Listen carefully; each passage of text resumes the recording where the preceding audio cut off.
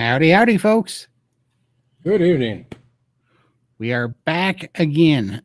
What a little bit of a different time.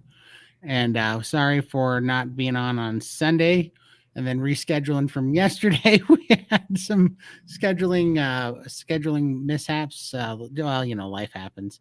And then today, Lindy's having a little bit of some pressing matters that she's working on today. So she won't, I don't think she might hop in if she gets done in time, but otherwise she's got some things to take care of. But just a busy week all around. This week has been a little bit crazy, but we're here. We're happy to see you guys, and Yes. I'm gonna have to speak on Lindy's behalf, and so is Michael. So as far as this episode goes, but yeah, how's your week been, Michael? It's all right. I'm still fasting from last week and down 31 pounds just in fluid, so I'm very happy about that. I'm Nice. feeling a little better, moving around a little bit better, so that's good. How about you, Ted? How's your week going? How you doing? It is going fantastic. Let's see, very busy. Um, Still putting together gym equipment, believe it or not. I got this rack that came with like 3 instruction books on how to put it together. It was quite the insane thing for sure. But gym's almost complete. Feeling pretty good. Started a new workout routine, which I'm loving. It's getting plenty of weight off. Really enjoying that, getting stronger.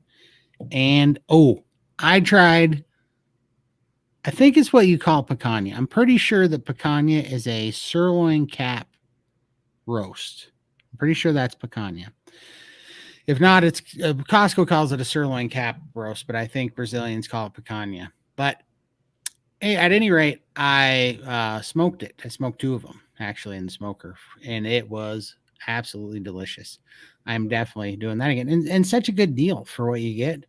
It's like half the price of like a New York strip loin roast, and like a third of the price of a like rib roast. And could you tell the difference? Yes, but in a good way. So yes, it's got a distinct different flavor, but Mm. it's good. It's like really good. It's not better. It's better than New York. I think. I think it tastes better. The flavor is better than in New York, and it's equal, I would say, in flavor to a ribeye, but just different. But different in a really good way.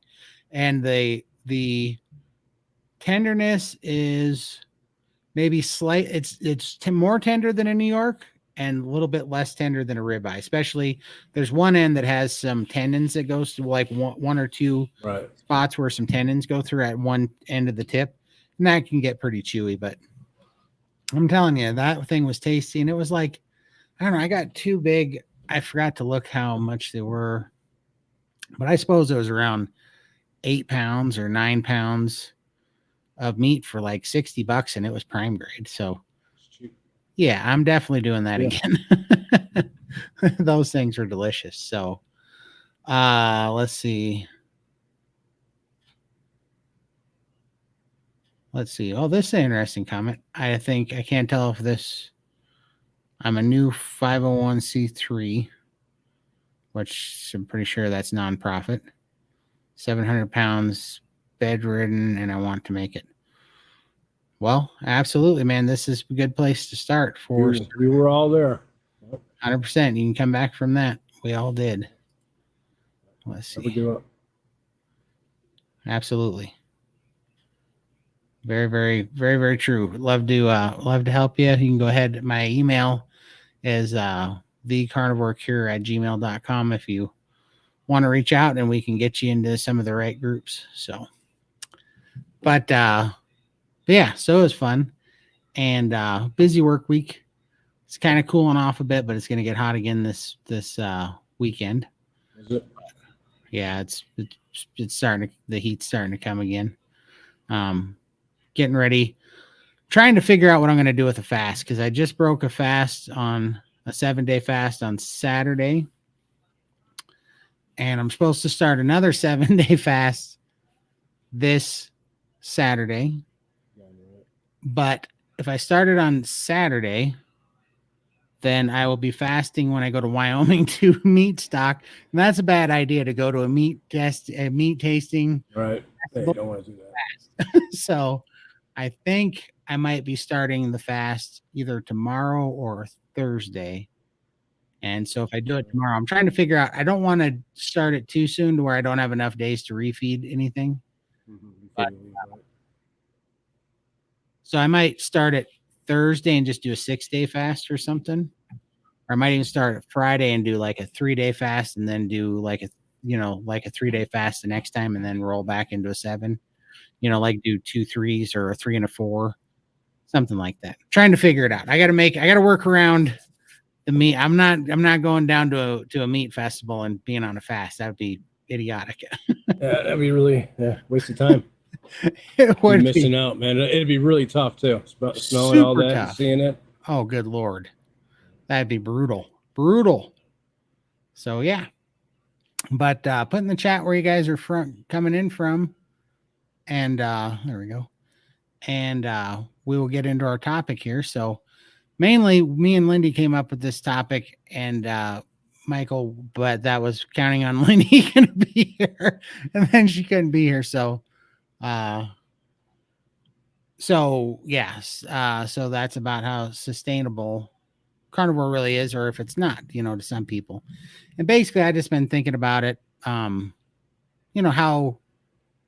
freeing it is to be able to do these effortless fasts, but also be able to eat on, well, just like we were just talking, like if I want to do a 7-day, or if I want to do a 3-day or a 4-day, I mean, it's all in the repertoire now, and there's just no hiccups on food or temptations or any of those problems anymore, And so me and Lindy were kind of talking about that, and it's, it is very freeing. And I was thinking about it because if I was to tell people how I eat right now, like if I told myself 20 months ago before I was off the SAD diet, I would have thought I would think that this is restrictive. And once you get here, once you're free from cravings, you got that off switch. Yeah, that addiction, and you have Lindy's off switch she talks about, then you have the freedom where this is just the easiest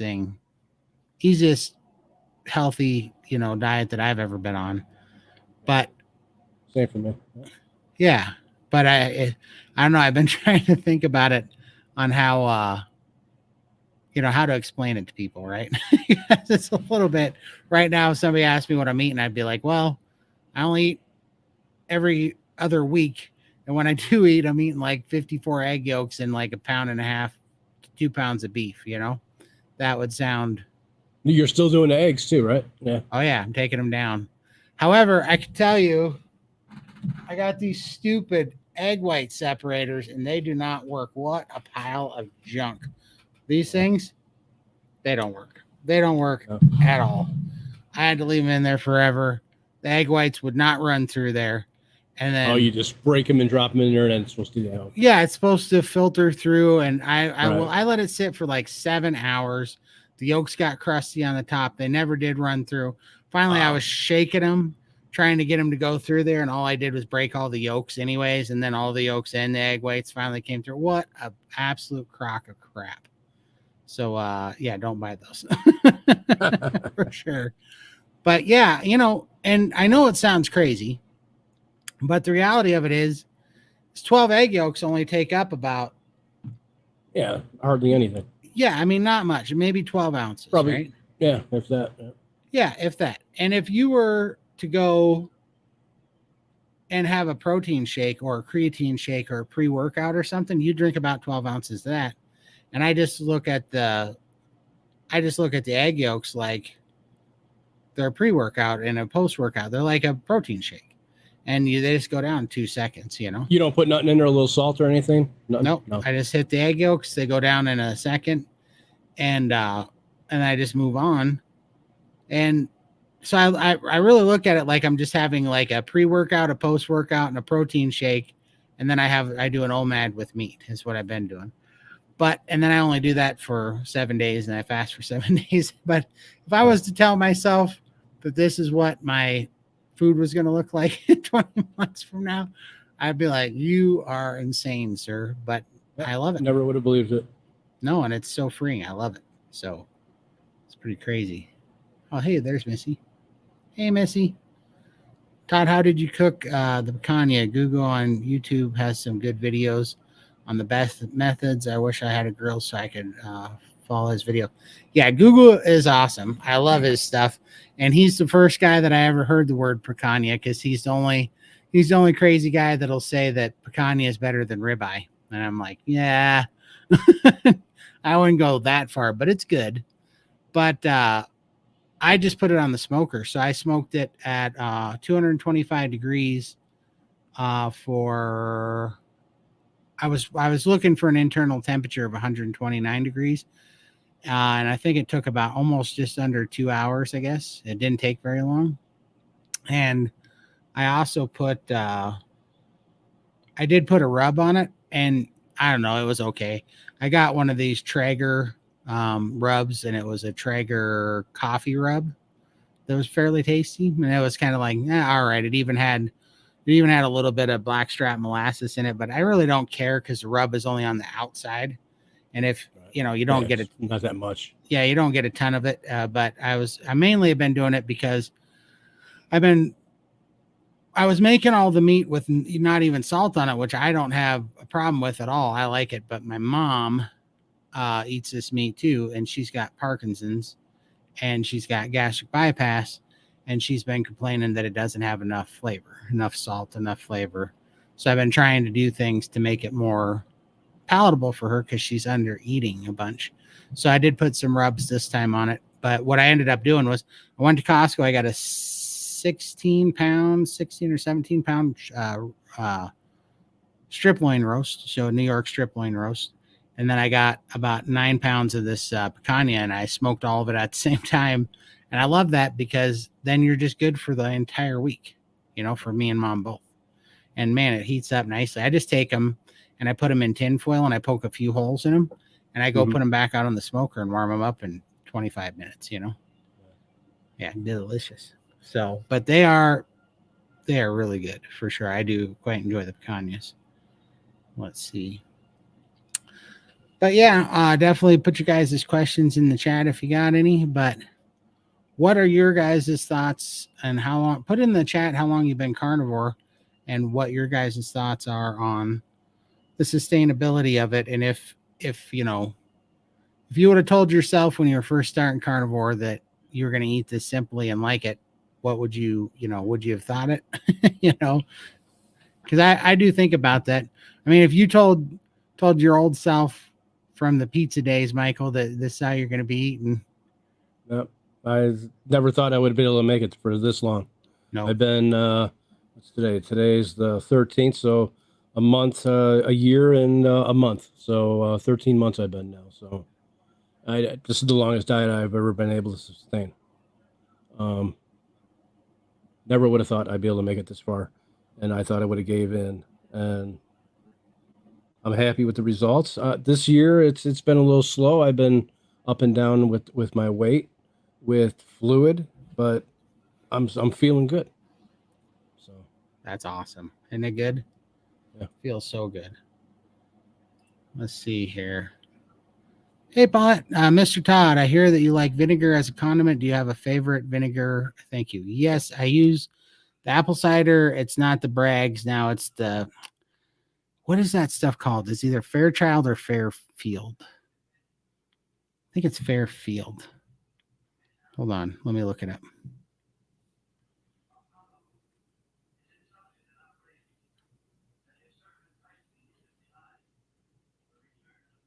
Sorry for the day.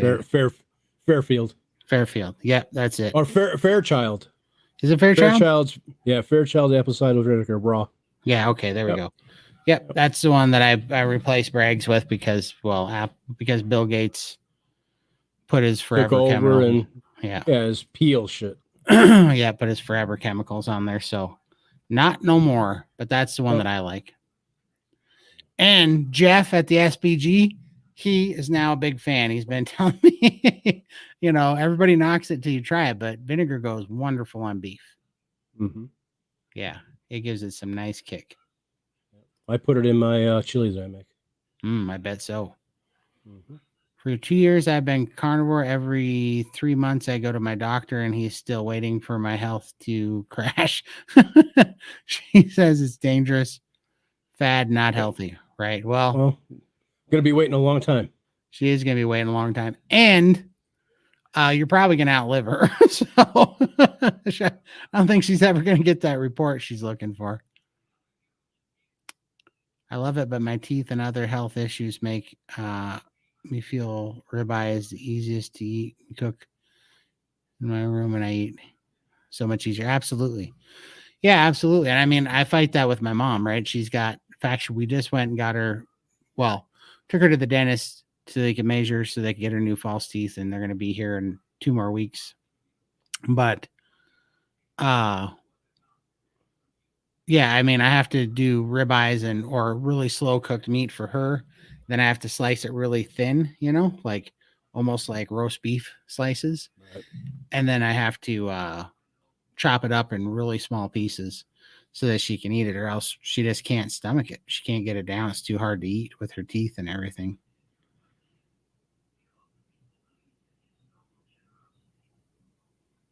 I got it. Went from 547 to 254, and she's already steadily gained girth. Yeah. It's awesome. 547 to 254. Oh, wow. It's awesome. Sorry, I was reading that text real quick because I was trying to see. I thought it might have been Lindy. 547 pounds to 254. That's awesome. Awesome. That is incredible. That is fantastic. Yeah, 2 years. That's great. She has steadily gained girth. I love it. Oh, that's funny. I mean, it's not funny, but it is funny, right? When you're getting healthier and she's following her own drug habits and getting less healthy. That's pretty incredible. Gonna criticize what you're doing. It's making you feel great. With such a big improvement in 2 years' time. See, these doctors don't know what they're talking about. For sure. For sure not. I spent years trying to add 5 servings of fruit veggies per day. I get disgusted and turn to the convenience junk food. Yeah, carnivore is super simple and savory. Yeah, absolutely. Awesome. Yeah, 110%. 110%. Very good. There she is. There she is. Right. Oh, no worries. I was wondering what happened to you.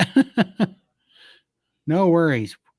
We'll see you next. We'll have to talk after this and make sure that the Sunday's still good for you. We know you're super busy right now, but we're covering for you. we're not doing a good job, but we're covering for you. There she goes. But yeah, I don't know. I was just going down all the things. I mean, it really is getting to be amazing how sustainable this really is, and what's really just been bringing it to the forefront of my brain lately is that people that, people in my realm here, my world, that I actually know in my real life out the door here have been seeing the massive change, and they've been asking me about it. And hard to miss it. Yep. And then they asked me, I wasn't ready for this, but they continually asked me, so what are you eating right now? And right. I realized after the first time of telling one or two of those people what I'm eating, and I see the white look come over their face, like, are you crazy? Like, is that seriously what it is? That I'm starting to try to figure out what to tell people, And what I kind of came up with is you shouldn't be concerned with what I'm eating right now. You should be concerned with what I was eating when I started carnivore, because that's where you are. You're starting carnivore. So I say, let me tell you what I started eating when I started carnivore, what my first month looked like. Right. That's the best way to tell somebody. Yeah. Because if they hear where you're at now, it's with all the eggs and all that stuff, they're going to say, oh my God, these guys nuts. Right. They don't understand where you were and where you're at now and why you're doing it. No, they don't. Like, I mean, the truth of the matter is the why is because I'm so free from any kind of food addiction or any of that that the taste or the type of food has Right. no pull on me anymore. So now the whole purpose is how I feel and what benefit to me it has, you know? So, and that doesn't go to say that I don't enjoy it. Like, yeah, I'm completely indifferent about the eggs. Like they don't taste bad, but they don't taste good. I certainly don't drink 3 glasses of 18 egg yolks a day because No, it's right. delicious. Right. But that also isn't terrible tasting, right? It's just Why don't you put a little bit of hot sauce in there? I might, Spice you it, know. spice it a little bit, you know. But I mean, it goes so quick. It literally It's takes. yeah, right. Yeah, it's just like okay. I don't really care because it goes down in 3 seconds. You know. It's just So like when I take my iodine nowadays, I just drop it in my mouth and it's gone. Right. It's you get the taste for a few minutes. You take a sip of water and it's gone. Yeah, exactly. Exactly.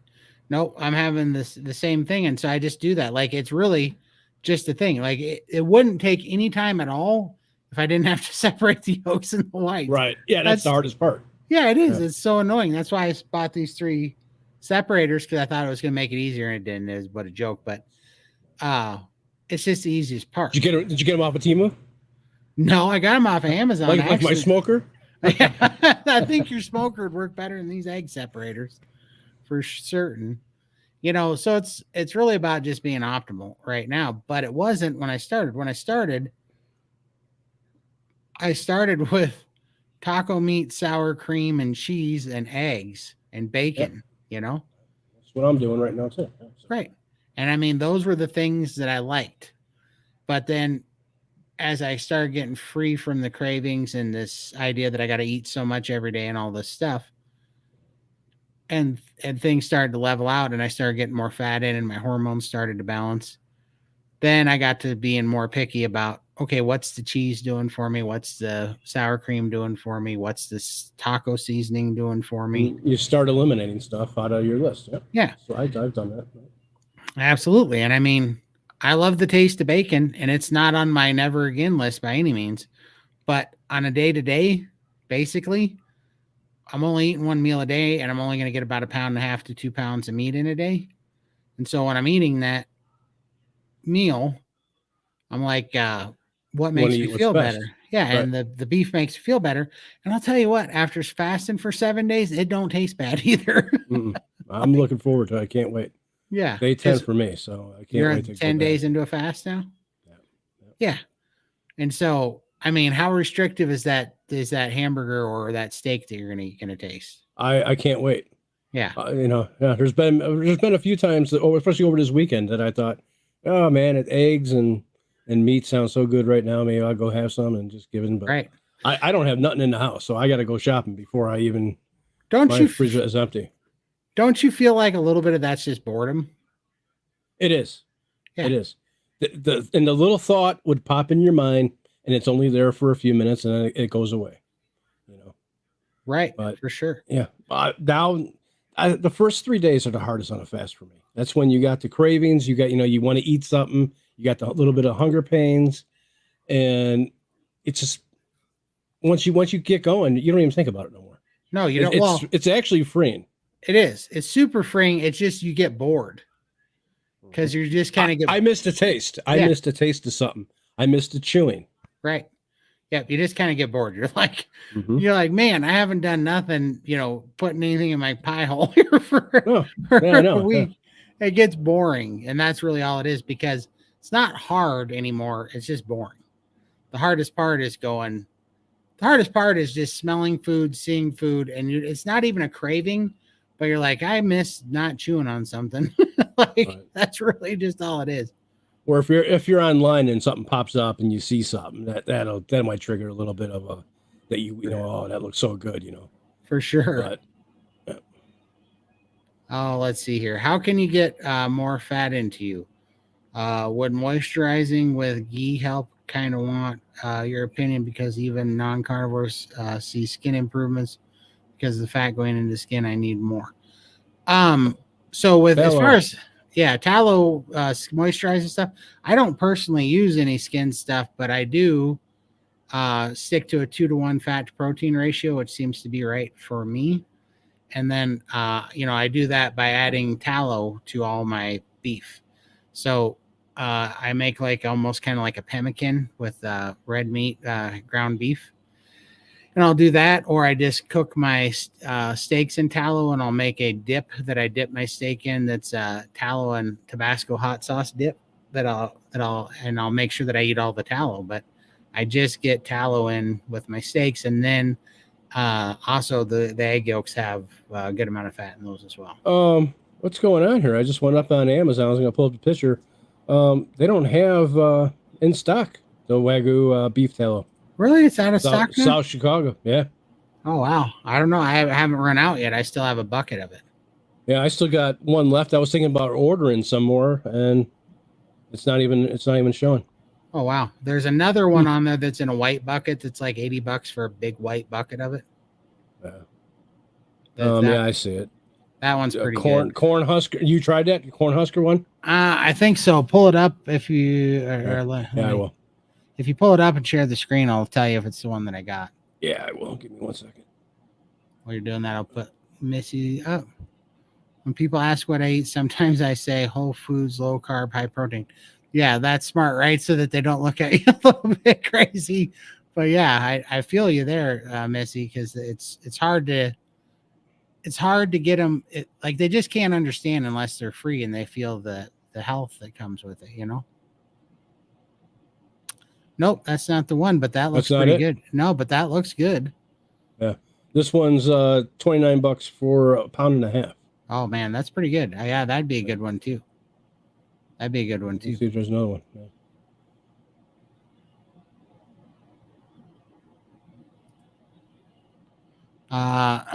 Todd, are you still doing iodine? You betcha.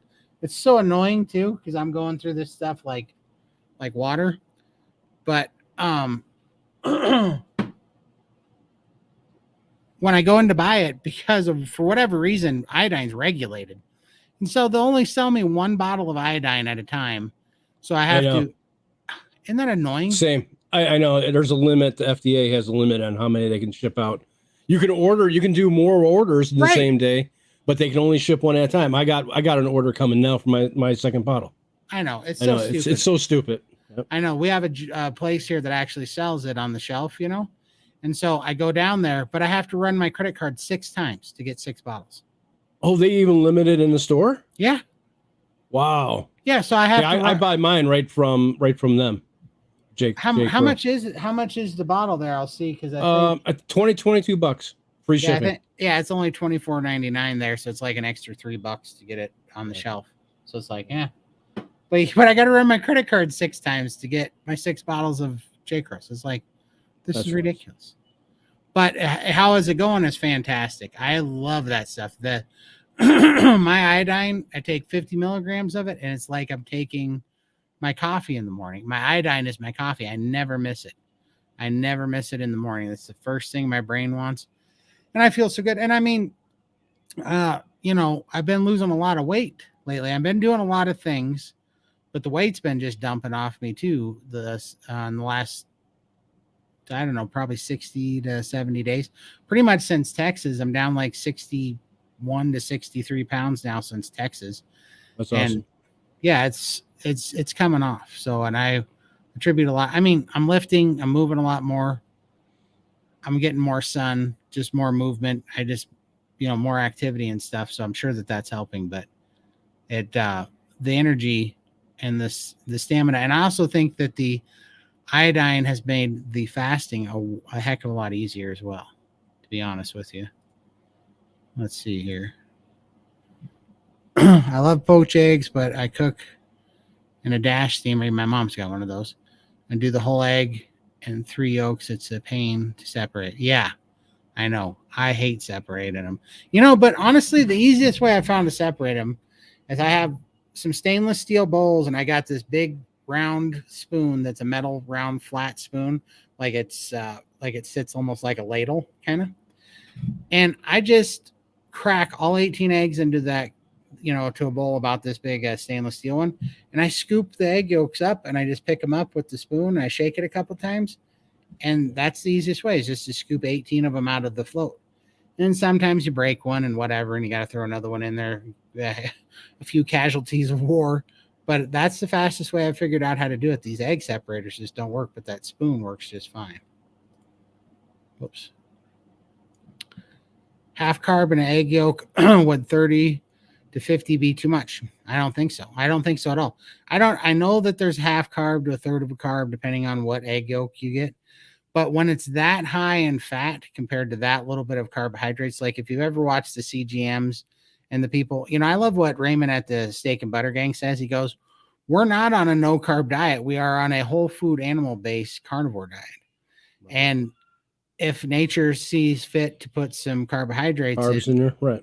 Yeah, then whatever. You're eating the best carbs. You're eating the natural carbs. Right. And if you watch the CGM guys, like there's a bunch of CGM channels on like TikTok and YouTube and stuff where they wear CGMs, they try certain foods, they try certain combinations of food, and then they see the result that it has on a blood sugar spike, because ultimately the more your blood sugar spikes, the more of a glucose response you're going to have, or the insulin response you're going to have to the glucose.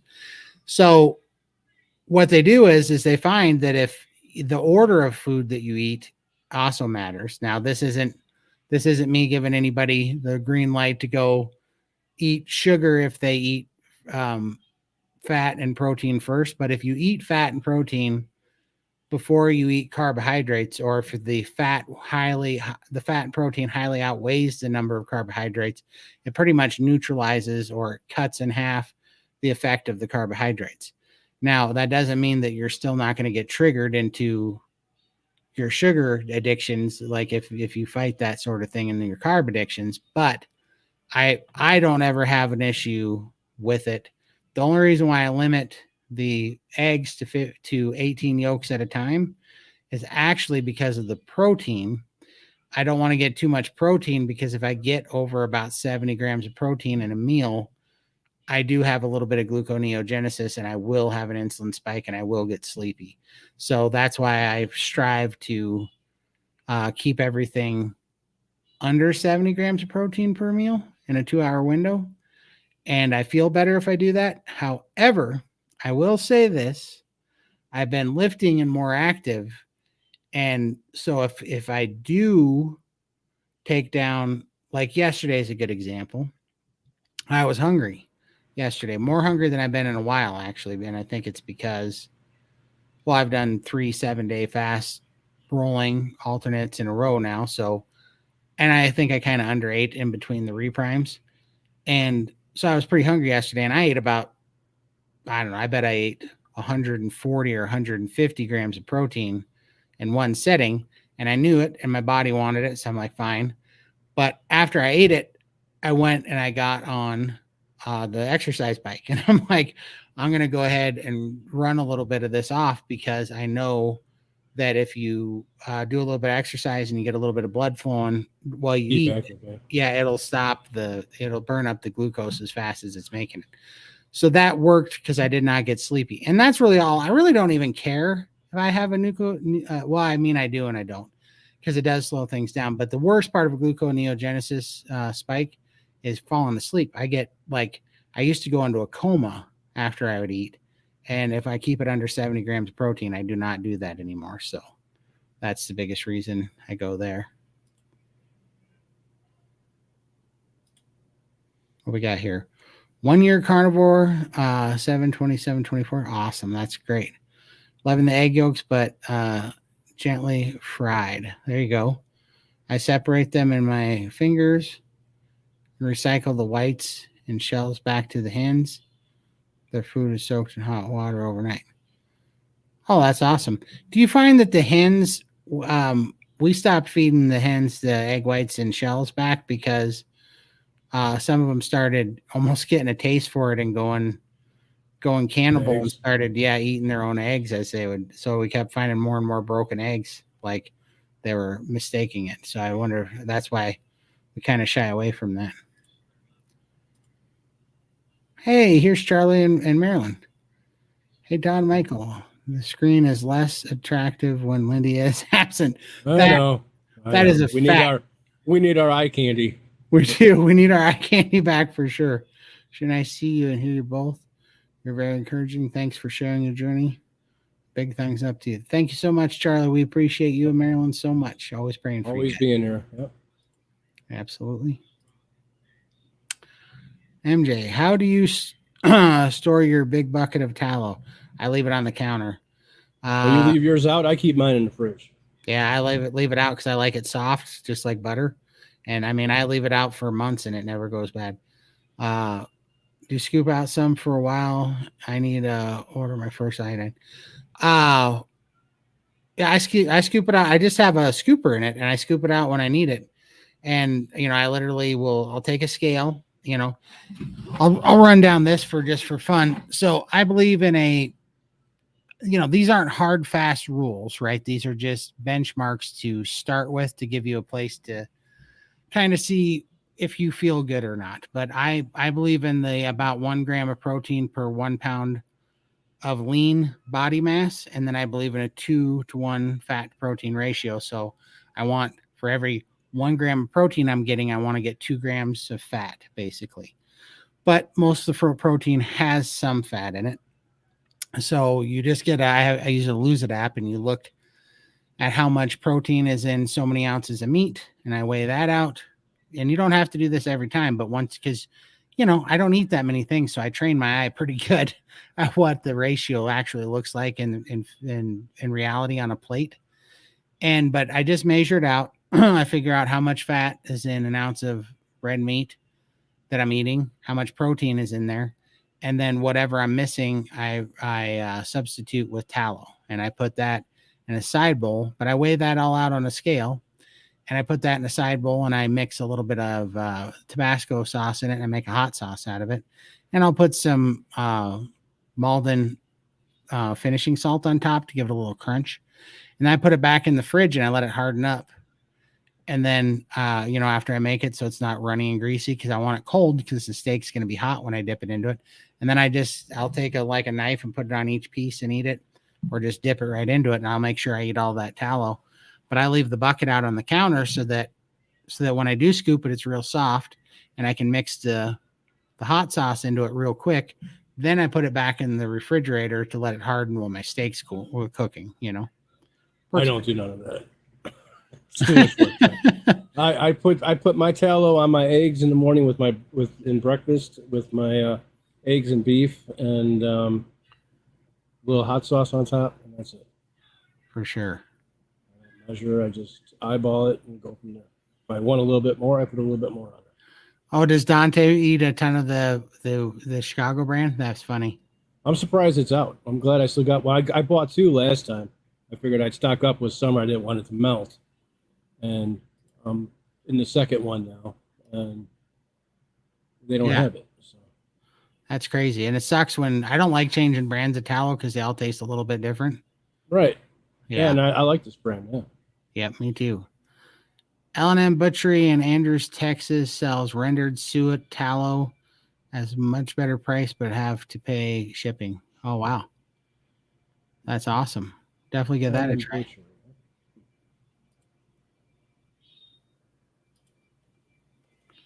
Hi, Susan. Thanks for coming. All right, what do we got here? How many ounces is your iodine? Mine comes in a 2-pack. Oh, let me look. I've never. 1 ounce. Our bottles are 1 ounce. Yeah. Yep, that is correct. And ours are 5%. Yeah. And I take 20 drops of the 5%, which is basically 1 full dropper. That's what I do. I just drop it in my mouth. Yep. Ooh, I might have to try this trick. Slotted spoon. I will definitely try that for sure. I am not having any luck. Doc Nelson at the Carnivore Cure. Did you get my partnership for unhealthy? Yeah, that thing is awesome. I got to share that.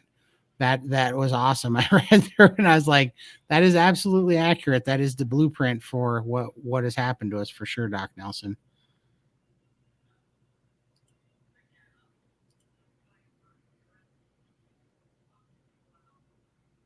Ask MJ how he heard of Carnivore. How you heard about it. All right. So, MJ, tell us how you found Carnivore.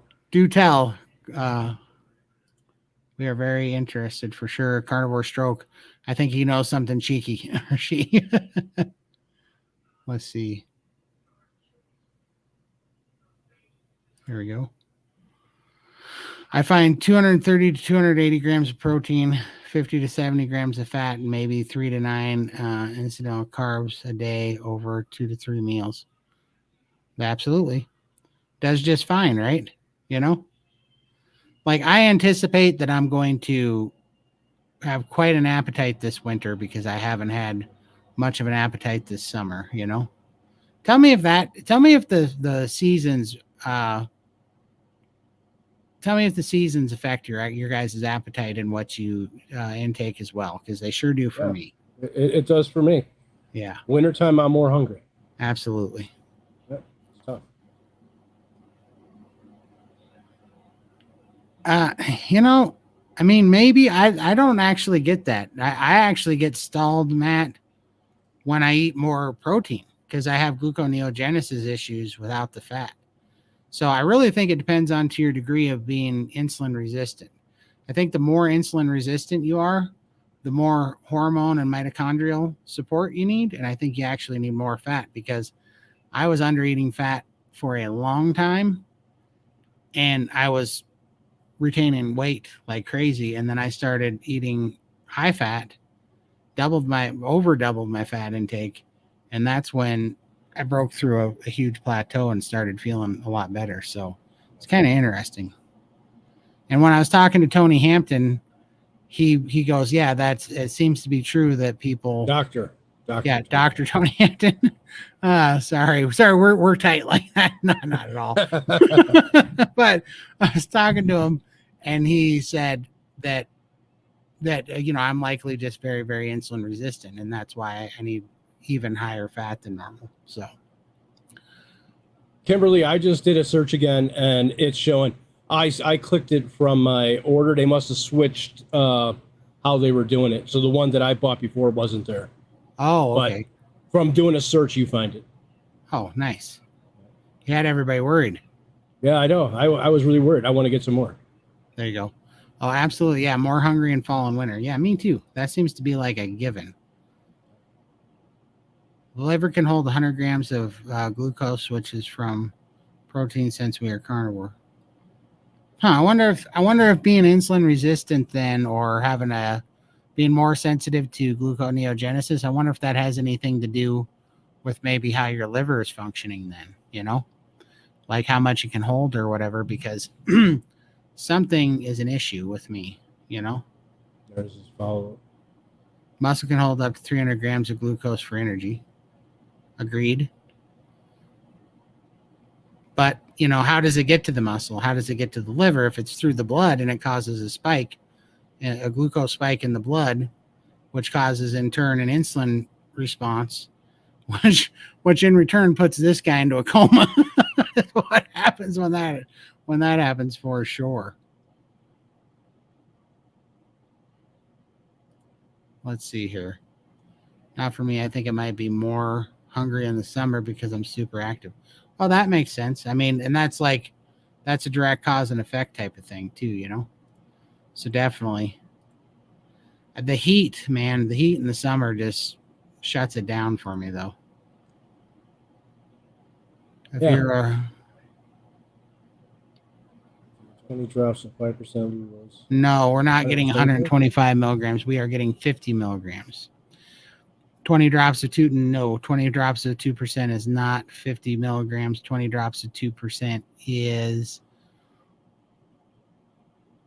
40% of that. So yeah, it's like 20 milligrams. 2% is 1 milligram per drop. First of all, what you need to know is that if you're not using the same brand as us, they have different, because I have a different one. I was using one. I don't have the bottle anymore, but I had a different iodine that I was using that was 2%, that was less than J. Crow's or Cruise or whatever. Crow's. But the 2% is 1 milligram per drop, where the 5% is actually 2.5 milligrams per drop. And I got this not only from looking it up online, but I also got this from Dr. Phil from the SBG gang.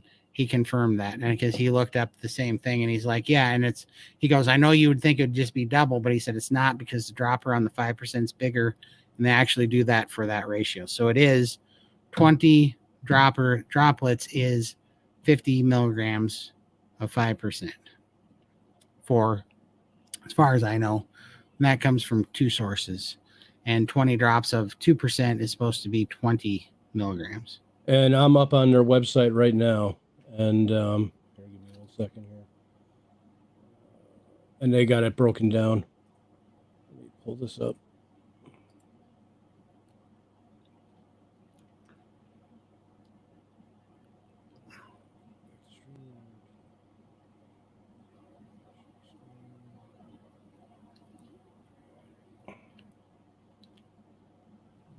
And you can see.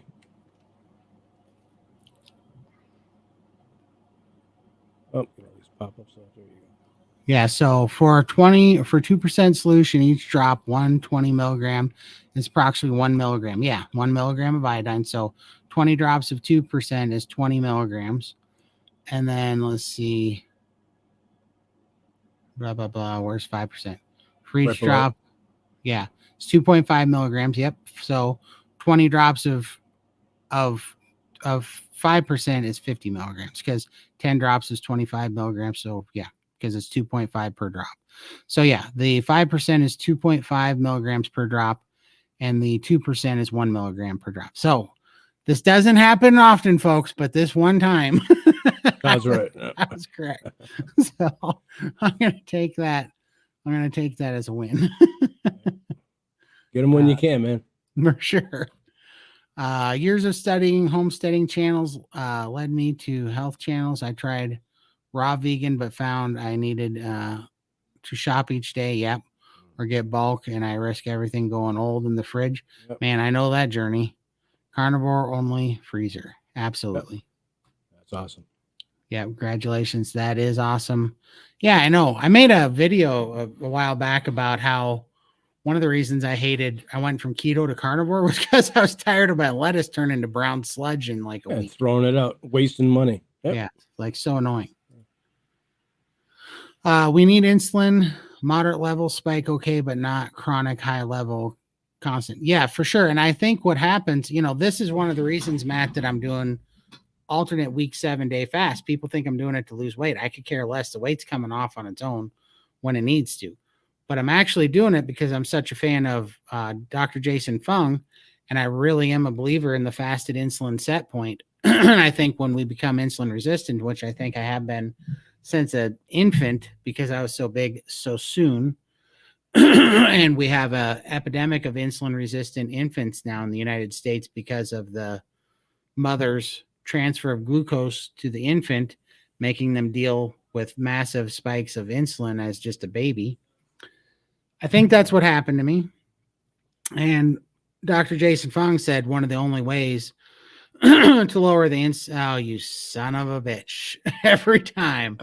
I don't know who that is. Some lost kid. Michael's abducted children. Look at those eyes and that smile still there. Just the only thing that's missing is the hair. Exactly. I hated the curls back then, but I would take them back now since it's getting a little bit sunburned up here. But I think that as insulin resistant, and what Jason Fung says is the only way to actually lower the fasted insulin set point is a lot of fasting. You got to have a lot of days in a fasted state, and that's why I really like the 7+ day fast if I'm going to do a fast, because let's say you do rolling 24-hour fast or rolling 48-hour fast, like you eat once a day or you eat it once every other day. And this is just my opinion. I have nothing to go off of here. There's a lot of people that argue with me that you could do damage to your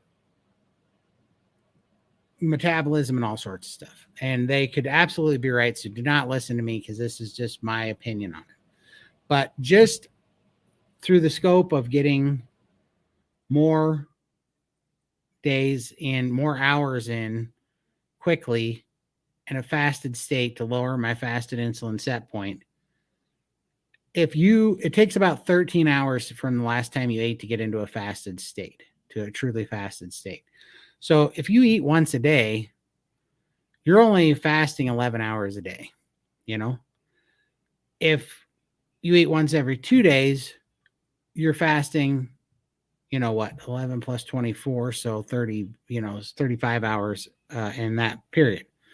But if you fast for 7 days, you break that down where you're just taking that and you're getting maximum amount of fasting, in that 7 days, because you're only wasting about 11 hours of it. So you're actually out of 168 hours, you're actually like 155, 155 of that is pure fast, so because you don't do the start stop thing because of that 13-hour spot. So that's what I've been doing, and I quite enjoy it. And I do think it's fixing some of the insulin resistance, and it's definitely fixing a lot of the lymphedema problems, the impacted lymph system problems. I'm not gaining on my feeding days when I'm eating in the 7-day window. I'm not gaining as much fluid back as I used to. I've been watching that roller coaster, and the the upswing on the fluid gain is come way down. Well, and my calves have come way down too. It's crazy.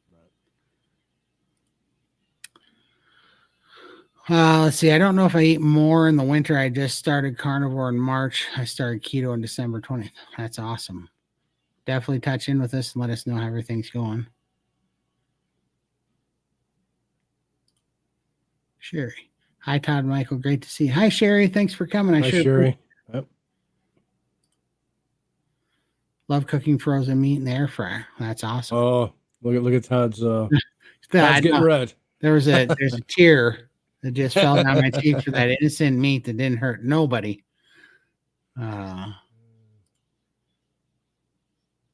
Hey, Becky. Hello from Florida. I will be seeing people. I'll be in your neck of the woods next November for Hack Your Health in Florida next year. Oh, Sherry, do not fill Michael's head full of encouragement at all. He is an assassin with the pictures. Hey, Josephine. Oh, good Lord. She saw it too. Michael, you see what you're doing? You see what you're doing to these poor people? I'm in my second week of priming an SPG. I know, Sherry. I saw that, and you're doing fantastic. And Sherry, what do you think of the priming? Are you feeling good? For anybody, Sherry has gastroparesis. That's she's healing up, and I think she's doing a lot better on it. Tell MJ he doesn't need to fast for many months. He needs to reverse his malnutrition. Oh, absolutely. Like I didn't fast. I didn't fast at all. Well, that's not true. So I screwed up before I found the steak and butter gaming and priming. And I did OMADs for the first 9 months. I lost weight. Everybody loses weight when you first get on carnivore because you lose fluid and inflammation and all this stuff. Then I was losing some fat as well, and I was doing good. But then on month 7, my metabolism crashed because I was massively under eating. And then I white knuckles, stubborn headed it for another, till the 9-month mark, from 7.5 to 9 months. And then I found SPG and found out that the actual problem why things weren't moving and why I wasn't losing weight and why I felt so bad and was tired and moody and everything else was because I was under eating so much. So then I flipped that around and I did priming for 6.5 months, where for almost 6.5 months, I ate almost 7 pounds of meat a day. And Michael has the evidence. I got all the pictures. He does. I was an absolute machine. I was a cow's worst enemy. I had struck fear in the in the beef industry for sure. There was no beef that was safe. But I had to do that for 6.5 months. And then after that fixed my metabolism. I got nourished. My hormones balanced. Everything started healing up so much better. There's one of his meals. Yeah, that was just one. Oh, man. Yeah. So then after that, and I had to take several tries, and it still took me another 3 months to get to where I could fast correctly, even after that, because my body was starving. And then sure enough, everything started healing up when I started feeding it the nutrition. So yeah, you definitely don't go from just starting at first. It takes you honestly, you could prime for 6 months to a year and be just fine and just healing your body and filling. As long as it keeps you carnivore, your body will start getting its hormone signals back and it'll start regulating you. You don't really have to worry about any of that. At a certain point, if you want to get extra lean and do some things, then you can start tightening it down and be a little bit more particular about tracking. But when you're first doing it, getting through the carb cravings and all the bad habits that we've all had for so long, you just eat. The answer is always going to be to eat and eat a lot of carnivore food. The cleanest and fattiest carnivore foods you can at first is eat. Andrews Texas Butchery is flying. Okay. Oh wow. Yeah, I went up there. I was looking. There we go. Perfect. But yeah, so definitely you want to do, priming is what we call it. It's the term we use, but it's just nourishing your body. It's just opening up your appetite because we've all been malnourished. I don't care how much food or how much weight you have. You're malnourished because you weren't eating nutrients. You were eating junk like we all were. We're eating empty sugar and processed garbage that, the food companies, peddled us and had us believing that was food, and it wasn't. It didn't have protein in it. It didn't have fat in it. It didn't have, amino acids, electrolytes. It didn't have any of the stuff that we really need, Yep. So you definitely have to concentrate on that and put, the weight will come, being lean will come, healing up. Feeling better will come. Yeah. Yep. This changes in your skin. I don't have dry skin on my elbows no more, on my hands. It's amazing what eating the right food does for you. 100%. Depression gone, blood pressure's in check. Yeah, and I don't talk about this a whole lot because the name of our show here is 700 plus and counting carnivore diet transformations, right? And that's because we all started at over 700 pounds. And this is what I've been going through a lot and thinking about a lot, just like our topic today is carnivore. Is carnivore diet restricting or freeing? And for me, it's absolutely freeing, but I see how, to me, 20 months ago, it would have been restrictive, right? Like it would have been, I couldn't even fathom it. I was such a sugar addict and such a soda addict and was so sick and had so much depression and anxiety. Like there was just no way, that food was my only, that sugar fix and that dopamine hit was my only escape from misery, it seemed like, even though it was exactly what was keeping us in misery. But I couldn't see past that. I don't think most people can until you really try this, and you have to do it at your pace because you kind of have to, it has to be achievable. It has to be, you have to barter with yourself to get there. So you got to eat whatever, like dairy's a really good one at first. Dairy, something that most carnivores end up cutting out because they find that it causes them to eat more unnaturally. It's fine to eat unless you're eating something that's making your diet go up, your appetite go up, and then you're kind of artificially, because you're not getting the right hormone signals. And there's something about dairy. I think Charlie would always say that, dairy, cow milk is built to take a little calf to be a 400-pound steer, Yes.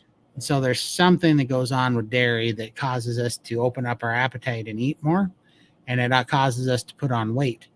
However, when you're starting carnivore and you're a crackhead carb addict, there's nothing wrong with opening up your appetite and eating dairy that makes you want to eat more beef and fat and butter and those things. Go ahead and do it at first. Just know that you might want to start tapering down that too. But if that gets you through it and it's hyper palatable, and it's at least it's better that you eat that than sugar, right? Or pizza or whatever, So that's a good point. But on that same line of thinking about, I couldn't have told myself 20 months ago that I was gonna eat like this and be okay with it. I couldn't even fathom it. One thing that it's done for me is it's made me, it's given me enough of my health and life back that, unlike before, if you were to tell me that I needed to work out and lift weights to lose weight, I would have been like, I can't stand up for more than 90 seconds at a time. I can't make it to the bathroom more than once a day. You don't want to get up. No, like, yeah, I'm like, my legs weigh 1,000,000 pounds. Everything hurts. I can't breathe. Like, you're out of your mind. And then just 20 minutes later, carnivore gave me so much energy that I got to build the gym. Right. And now I get to work out and I look forward to it. And I wake up with so much energy and health that I look forward to going and working out in the morning. But I realize that,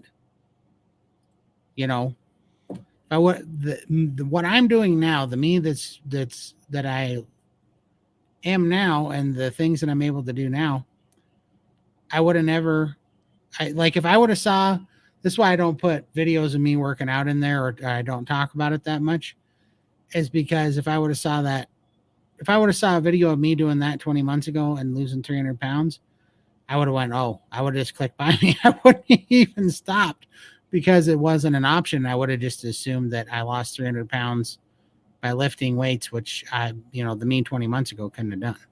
So I don't know, it's kind of a crazy thing, but I'm torn. I'm torn because I can't tell people about what I eat right now without worrying them, and I'm torn because I can't tell people about what I'm working out right now, because also they can't see it. It's so weird. I have to remember that I'm talking to me 20 months ago.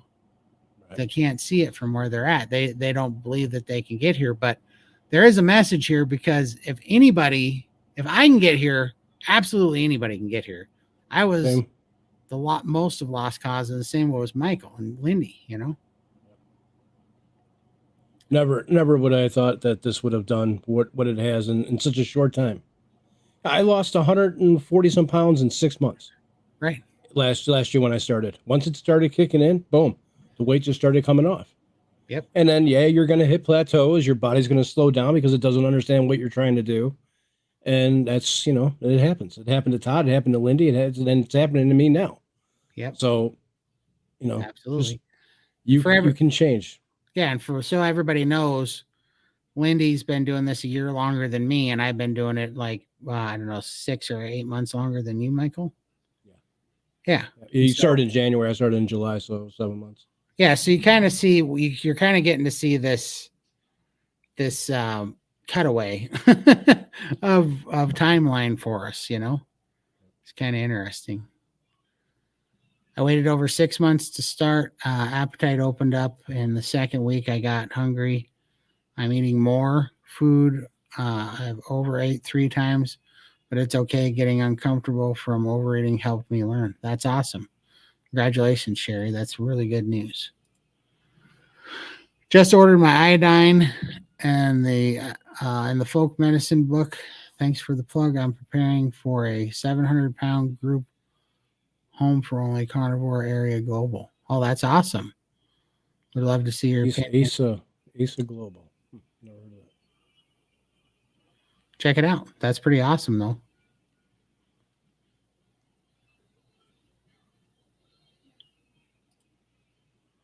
Let's see. Oh, thank you, Emmeline. I sure appreciate it.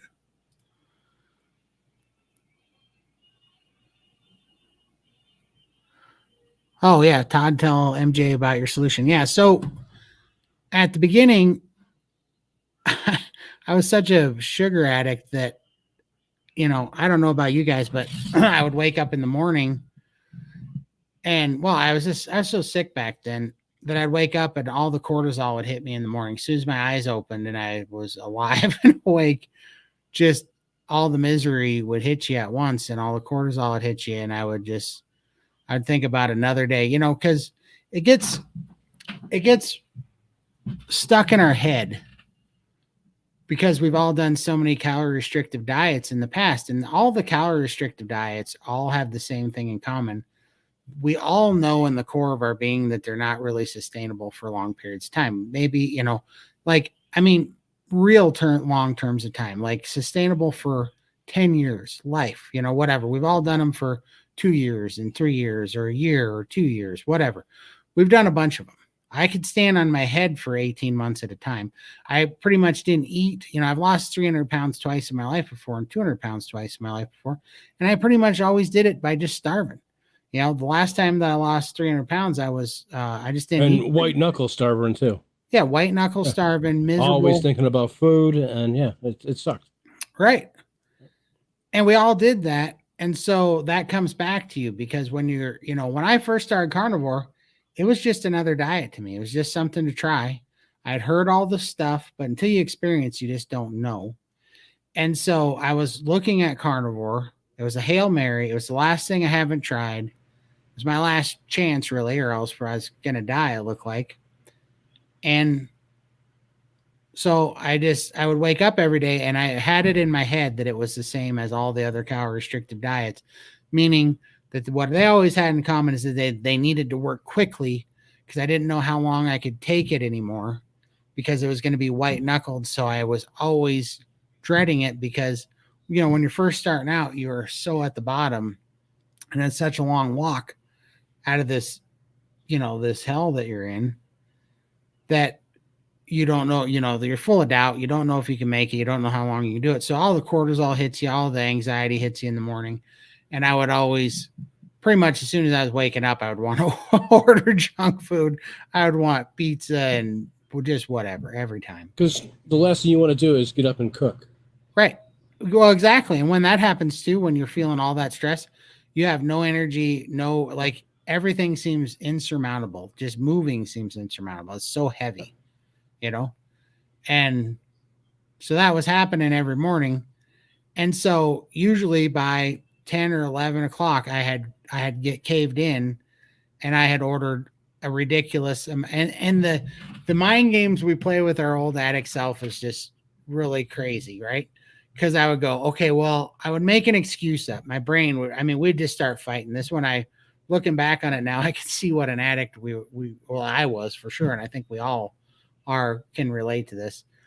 But I would sit there and go, all right, well, I don't have enough stuff ready. I'd have to, I can't get to the kitchen to clean a pan. The pan's not ready. Oh, I forgot. And I didn't take the meat out of the freezer. So it's frozen. I don't have anything to cook it in, blah, blah, blah, blah, blah. I'd come up with a reason. I'd say, okay, here's what I'm going to do. I'm going to order DoorDash today, but I'll get the meat out of the freezer and clean the pan today so that tomorrow I can start. Okay. So that's all that took was this little seed to do that. And then I would say, okay, I'm going to do that. But if today I'm going to order DoorDash, I was having all these cravings for all these different foods. I should probably order all of them and eat all of them.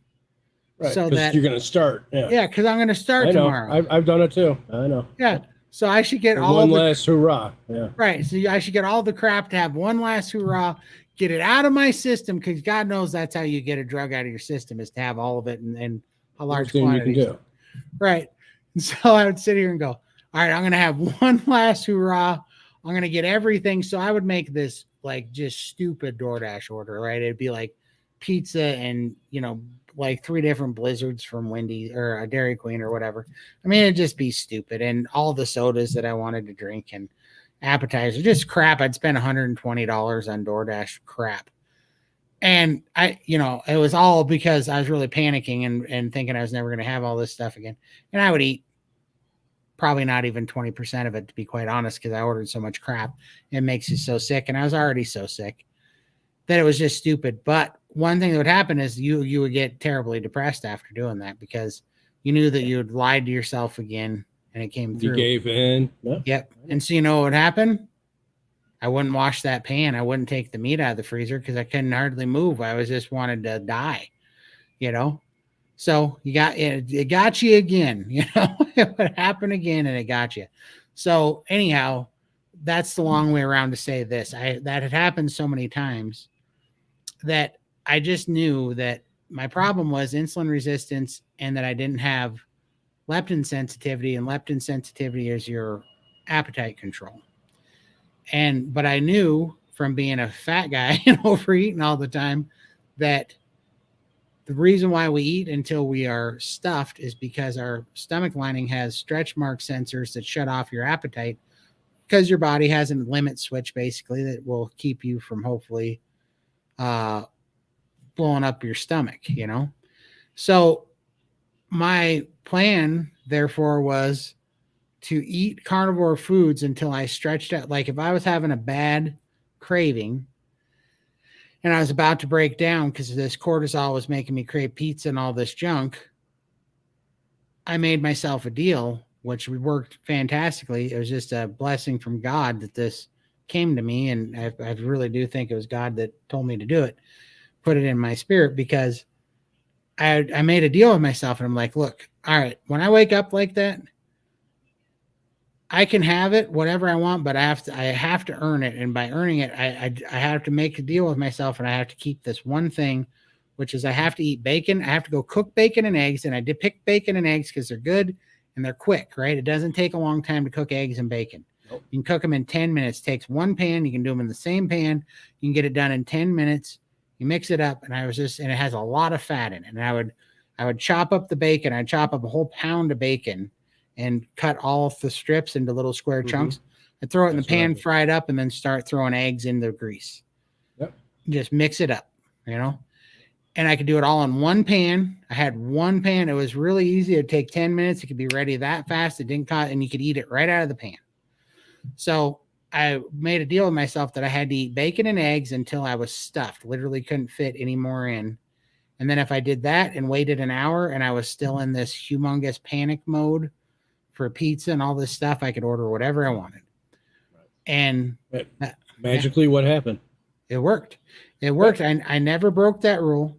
I always did that every time. And not only that, but something really cool that happened that I didn't even understand was happening at the time until I listened to, I think it was Kelly Hogan talked about it. It might have been Laura Spath. Kelly Hogan or Laura Spath, one of the two talked about it.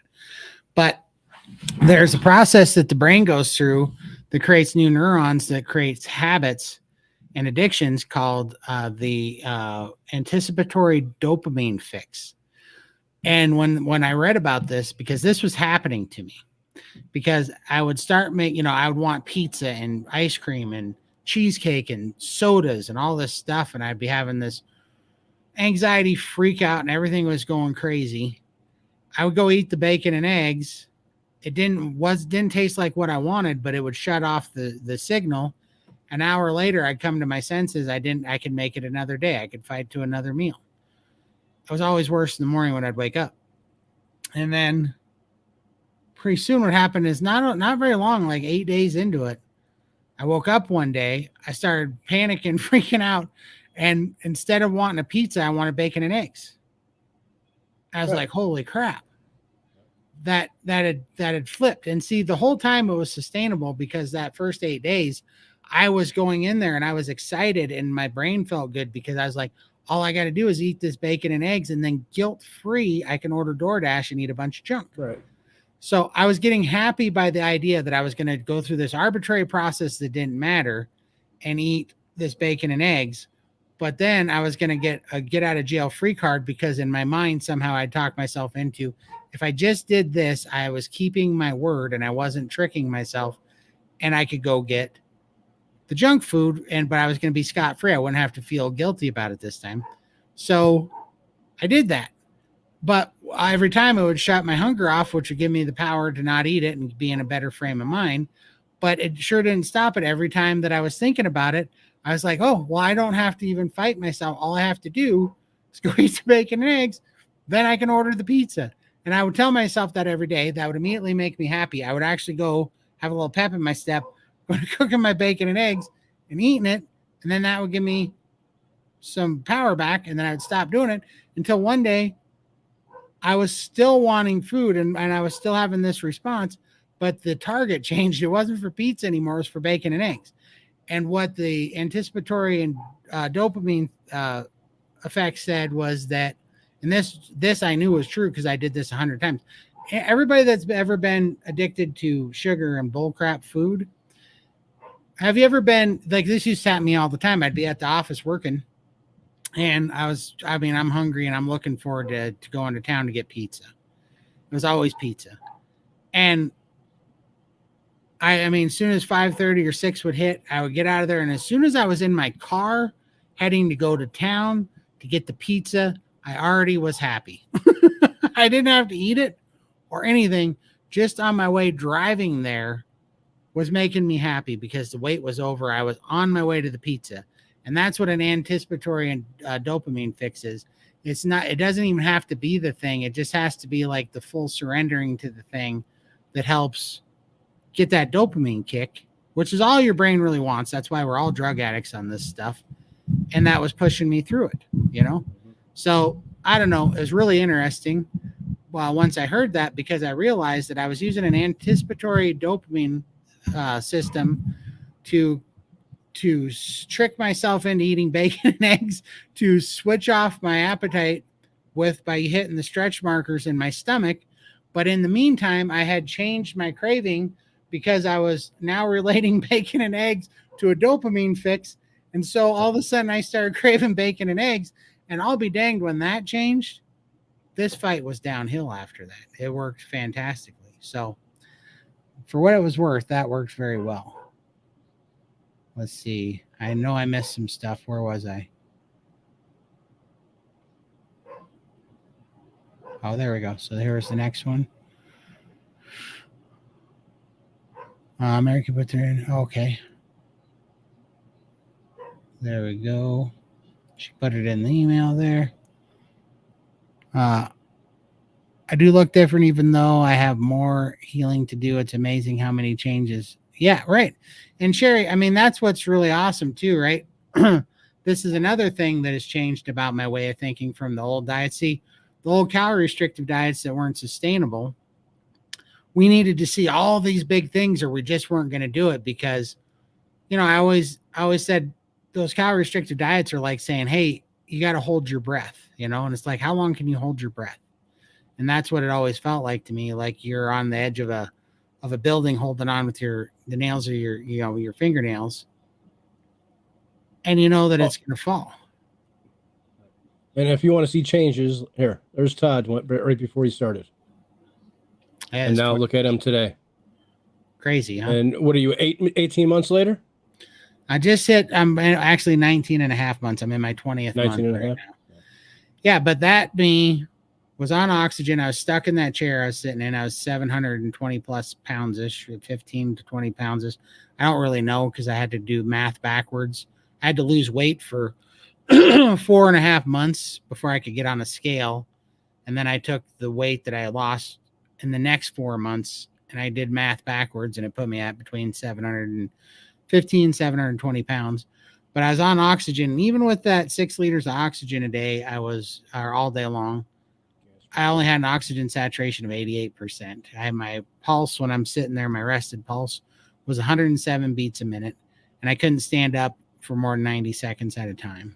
My biggest deal in life was trying to get to the bathroom once a day because it was just prison, right? It's terrible.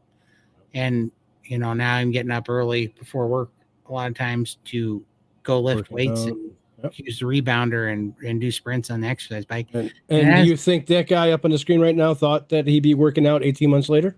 Hell no. Not a chance. Not a chance. And my oxygen saturation I'm off the oxygen. I'm off my CPAP. I'm off all the medication. My oxygen saturation is at 97% now with no oxygen, highest it's ever been. My resting pulse now the other day, I was surprised because I've been taking it, but my resting pulse was 62 beats a minute, the lowest I've ever seen it. Wow. That's awesome. Yeah, which is crazy for me, And no, the anxiety's gone, the depression's gone, all that crap, that stuff that was just tormenting is completely gone. And it hasn't even been 2 years, right? Nope. And so, just like you say, I these things are so good, looking different, feeling amazing. You don't have to have it all at once because you know what? This 2 years was going to go by whether I did carnivore or not. I was going to be right. I was going to be here at this time. Todd, You wouldn't be here today No. if you didn't do what you did. Exactly. None of us would be. I don't think I would have lived. I honestly don't. But even if I, You didn't want to live. You didn't want to. We didn't want to live anymore. no, for sure. But, let's back up to 10 years ago, right? I put off all these things because I always said I needed a diet where I was going to lose 200 pounds in a year, and I was going to look, muscular and all this stuff. Like I had all these conditions. And if there wasn't a diet that did that, then it wasn't worth doing. Well, what we're really saying is I can only white knuckle this calorie restrictive starvation and be miserable, depressed, and want to shoot myself. I can only handle that for about a year at a time. So I knew that I couldn't. So it wasn't worth doing it in my head unless I could do this thing.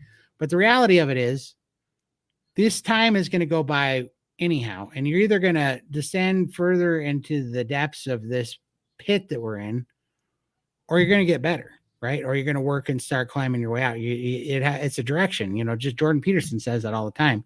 He said, you can pretty much have whatever you want in 5 years, but you have to know what it is you want. And then you have to aim at it every day.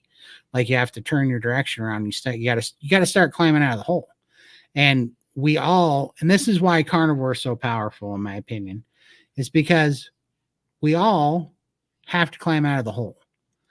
But we were told a lie that was, we're supposed to moderate something that's 8 times more addictive than heroin. And we're supposed to calorie restrict our body when our body hasn't had proper nutrients in millennia, and it's screaming day and night for real food because we've been keeping it from red meat and animal fats that it needs so badly and feeding it all this empty junk. And so that is why we could never make a plan that was that far in the future. Like it always had to be 6 months, a year, like these unrealistic things. But it was because we all knew down deep that none of us were going to starve ourselves and moderate heroin for a long period of time. Like we just weren't going to do it. It wasn't like it's not most of us are not capable of doing that, So anyhow, carnivore is so powerful because it calms you down and it takes away the clock. You don't have to do everything tomorrow. It's going to come when it comes, but you heal up so quick that you can start putting consistent days together because it heals your hormones. It heals the anxiety and the depression. And so, yeah, I mean, look at Lindy, down 500 pounds in just under 3 years now. I mean, incredible. Look at it change. She's a completely different person. Yeah, well, she is a completely different person. Oh, she is, yeah. She's got her life back. She's out and about. Yeah. Yeah, it's so crazy. So crazy. But, the carnivore, it pays us back. And so it takes away that anxiety and it takes away that white knuckle. It gives you that off switch, which gives you time. And you no longer think about this as a destination. It's just a direction. And now you're just climbing out of the hole. You were digging into the hole. Now you can do this.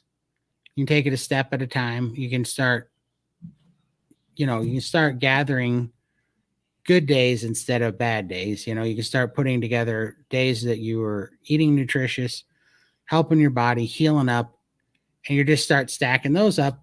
And just like eating and stacking up all the bad days ballooned into this massive metabolic problem that we all have, and inflammation problem and sicknesses we all have, we can start going the other way. And the thing is, man, when you give the body what it wants, when we were going down and digging ourselves into a hole, we were fighting against one amazing machine. Like, really, it's amazing what we all lived through when you think about what we did to our body. And all the shit we put in our body. Yep.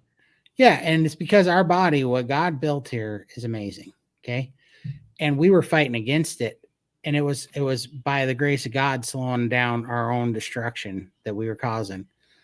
But now, when you give the body what it needs to heal, well, now it's in your corner. It's going to recover. And it recovers way quicker than it did to put it on. Everybody goes, well, it took that long to put it on. It's going to take that long to take it off. No, wasn't. Your body was fighting against it and doing its great job because it's incredible.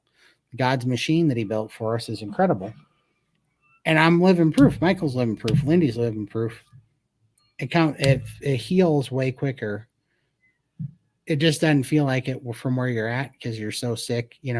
People are so sick. They're so addicted. But this, and this why I love the carnivore communities and movements here that we're seeing, because we're putting the truth out there. And boy, Big Pharma hates it. The doctors hate it. The food companies hate it because they're seeing it, And I mean, it's crazy because I was talking about this a little bit last Sunday, but I have an Instagram video up with just a small little short reel that just enraged about 20,000 people. It was pretty funny.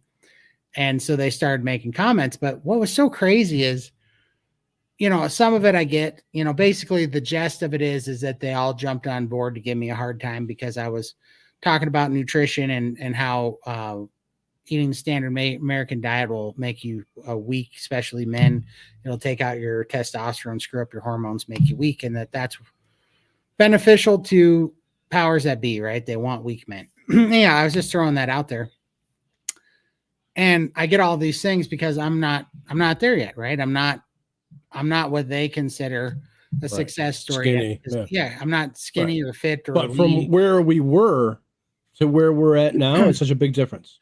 Well, also, it's kind of funny, right? Because where I'm at right now, there's a bunch of guys that I look at, like I know that I got another 150 pounds to lose. Fine. Granted, I'm not disputing that. But some of these people, you go to their page that they're giving me crap for being fat, and I look at them and sure, I got an extra 100 pounds on me than they do, but they are weaker than me. They're inflamed. Their face and their skin looks like crap. These guys are, a lot of these guys are in rough shape, right? And they're like, you got, whatever. And I'm looking at these guys and I'm like, okay, so I know where I'm at. I know where you're at.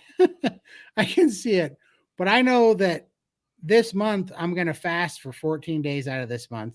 I haven't had anything but water and animal products. I haven't had carbs or had a cheat day or an accident in 20 months now. And I work out now and I do all these things. And yeah, I'm not there yet, but I will definitely be at that finish line.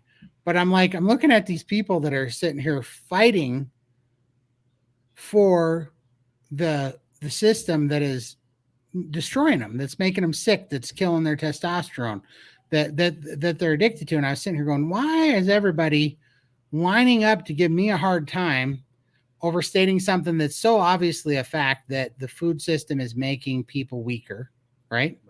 And I mean, it's an absolute fact that 74% of the world's population is obese, overweight, or metabolically sick. So this isn't even up for debate. Like, the food is absolutely making people sicker. And these people are lining up to defend big food and pharma making people sick because of the calorie in, calorie out hypothesis. They're like, nobody made you eat it. And it's like, okay, yeah.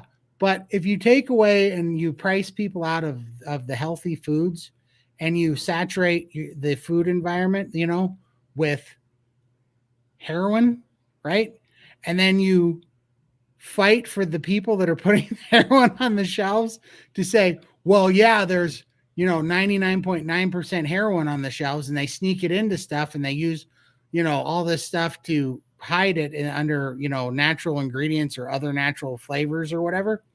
And they don't tell you about it, but all you got to do is not eat it. It's just the craziest argument. But then you think about it, and they're having these arguments with you and fighting with you because I was attacking. Yeah, exactly. I was attacking their addiction.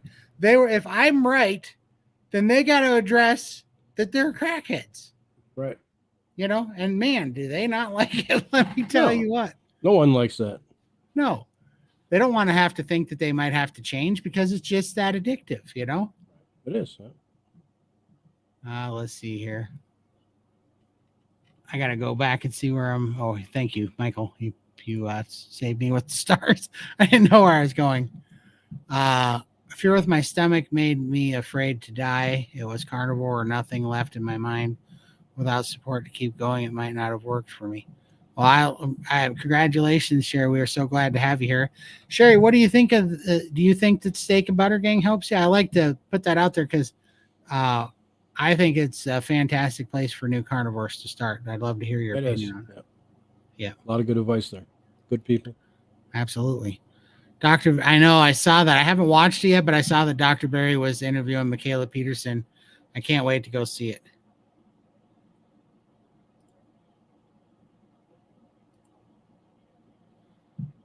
I walked up my basement steps today without pushing myself up with my body and elbows pushing me.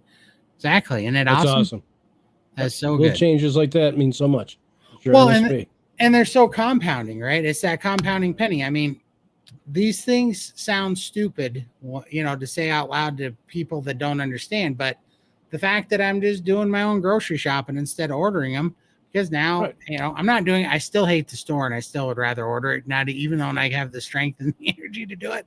I hate the lines and I hate the store and I hate shopping with a fervent passion. Yeah, but you get to pick now what you want. I do, and it's cheaper. It saves money. Mm-hmm. I get to pick what I want. But the biggest thing And is you're out. I need to come up. I need to have reasons to be more active. So I just do it now. And, that actually is a fairly big thing. I hadn't been in a grocery store since 2009.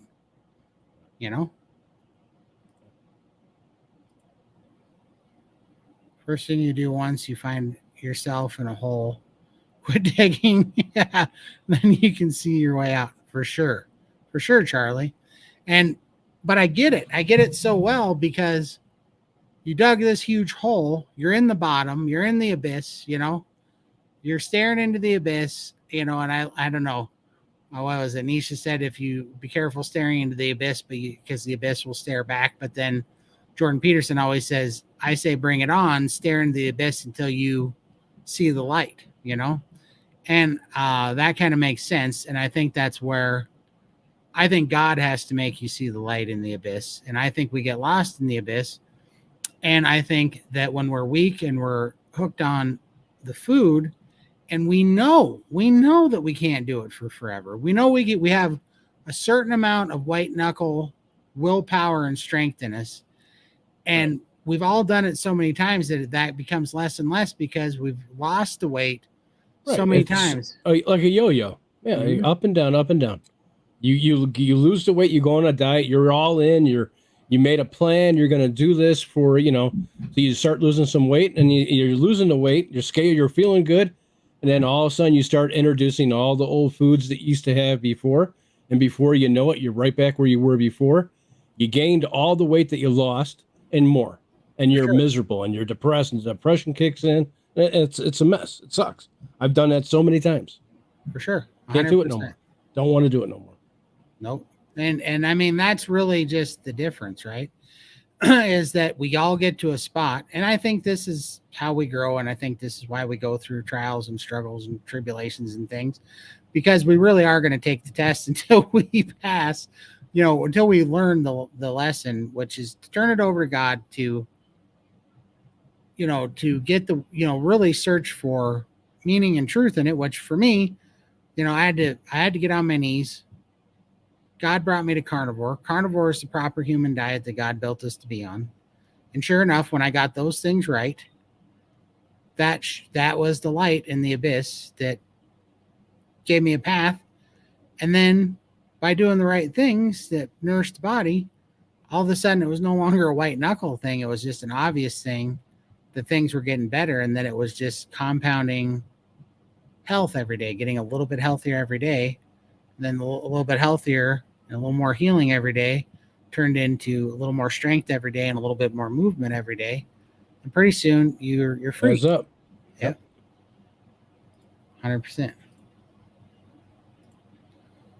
What is iodine, and do I need it to start carnivore diet? You do not need it to start the carnivore diet. Iodine, I don't know how to explain that exactly what it is, but everybody needs iodine in their body. Iodine is generally in sea kelp and seafood and stuff. There's not much inland iodine. The things that have the most inland iodine in them naturally is chicken eggs. Okay.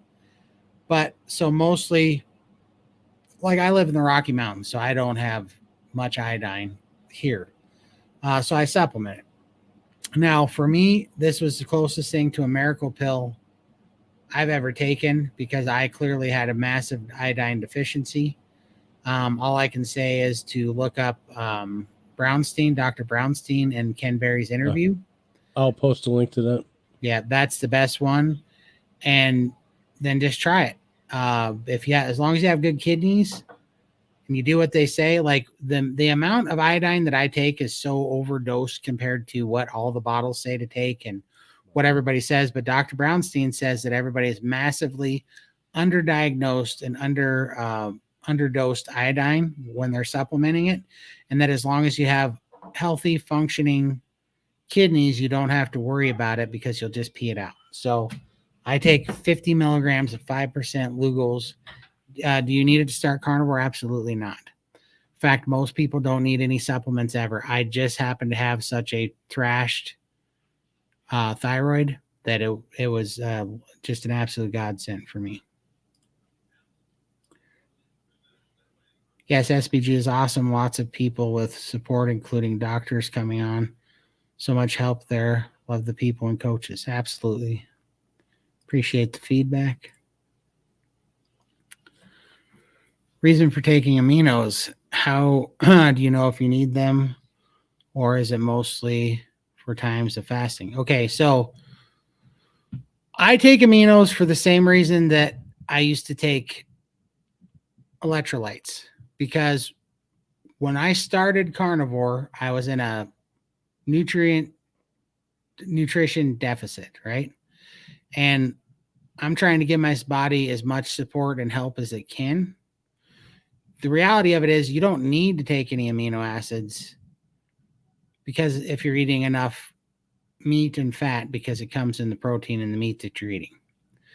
But that said, we also have to look at our body and our gut microbiome that's got to break down meat, our mitochondria that's got to process, that's got to process the energy out of the meat and the short chain fatty acids and triglycerides that come out of the meat into energy. Same with our liver, a bunch of our organs. And when we first do this, you've heard the term fat adapt or not, well, there's a lot of metabolic pathways for utilizing protein, iodine, all this stuff and amino acids that are not super healthy, and it takes a while to heal them. And it's quite the process for your body to make all these things. It's got to, like gluconeogenesis. One of the reasons that I used to be able to eat as much meat as I wanted to eat, as much protein as I wanted to eat at first, is because the process of gluconeogenesis, which is taking, fat and turning it into glucose, is a really complicated process. It's hard on, it's like hard on the body. It's really got to work to do it. And at first I wasn't gluconeogenesis adapt. I didn't have a good metabolic pathway to gluconeogenesis. And so I wasn't having gluconeogenesis issues. I wasn't having insulin spikes when I would eat protein. But then after I had done carnivore for about a year, all of a sudden I started having gluconeogenesis spikes. Well, because I healed my body. So now my body had created a metabolic pathway to gluconeogenesis, and I started making glucose out of fat when I would overeat excess protein more than I could process and absorb. So long story short, what I'm saying is that amino acids, I believe, and I believe this for pretty much any supplement that you might be in a severe deficit of, is helpful at first because it takes your body time to extract this stuff from food. And so when you take a branched chain amino acid, or a what's the other word that I'm looking for? I'm drawing a blank here. But if you take the essential amino acids, if you take essential amino acids or any of the branched chain, they're already broken down a little bit easier form. And so for me, I was just taking them purely to help my body catch up and help it heal a little bit faster and to fill a deficit. And that's the only reason why I was doing it. I liked them. It helped me have better lymphatic movement. But to your question about do you just take them when you're fasting? Absolutely not, in my opinion. They break a fast, in my opinion, and they make it really hard. They make me hungry. It makes it really hard to fast with. Yeah. When I was doing my 21-day fast in January, as soon as I introduced the aminos, I was done. Yeah. I had the strongest cravings I had in like 8 months time. It was unreal, man. Right. And I agree with you. One of my problems, remember when at the beginning of the year when we started with a 5-day fast and we're trying all that stuff, I had the worst time fasting, and that's why I was taking those amino acids through all of it. And it was also the cold weather too. Fasting in the winter is tough. Yep, it was. I'm noticing this time I'm 10 days in now on my fast, and this time it's so much easier. When it's hot, you don't feel like eating anyways. No, you don't. No. You don't feel like eating. You just kind of, yeah, for sure. But in the wintertime, it's different, and it's a lot tougher. Absolutely. So the quick answer is you don't have to have aminos, and you surely don't have to have them to be a carnivore. But I think that they help. Yep. Oh yeah, I think they help. I think they help things heal. I mean, they helped me move more lymphatic fluid. They helped me sleep a little bit better. I grew hair back. Lindy said the same thing, that it helped her move fluid. Yeah, so I think they're a good thing.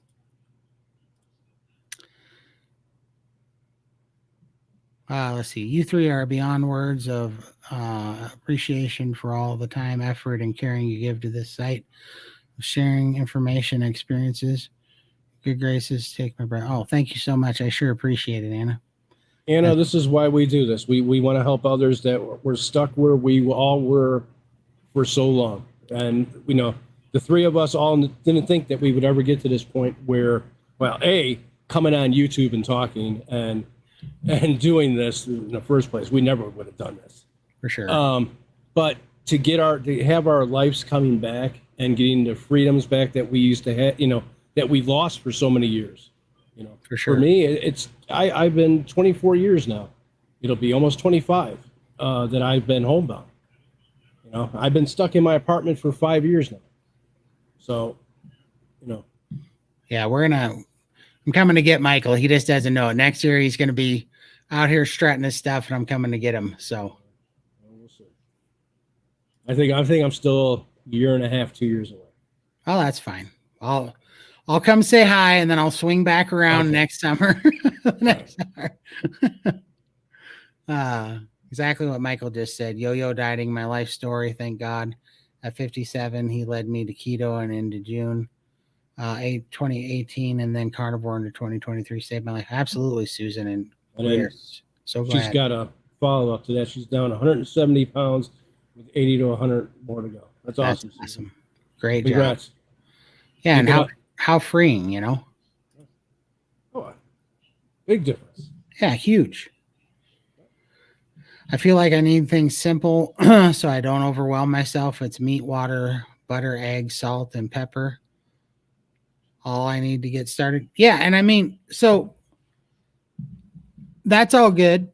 And it just depends. Like, I don't know where you're starting at. I don't know how bad your cravings are, But if you find yourself, I like what you're saying here. The only thing, in my opinion, that I would cut out of it, and you don't have to by any means, but the thing in this list of things that I can't, well, there's two things I cut out, but the pepper I can do.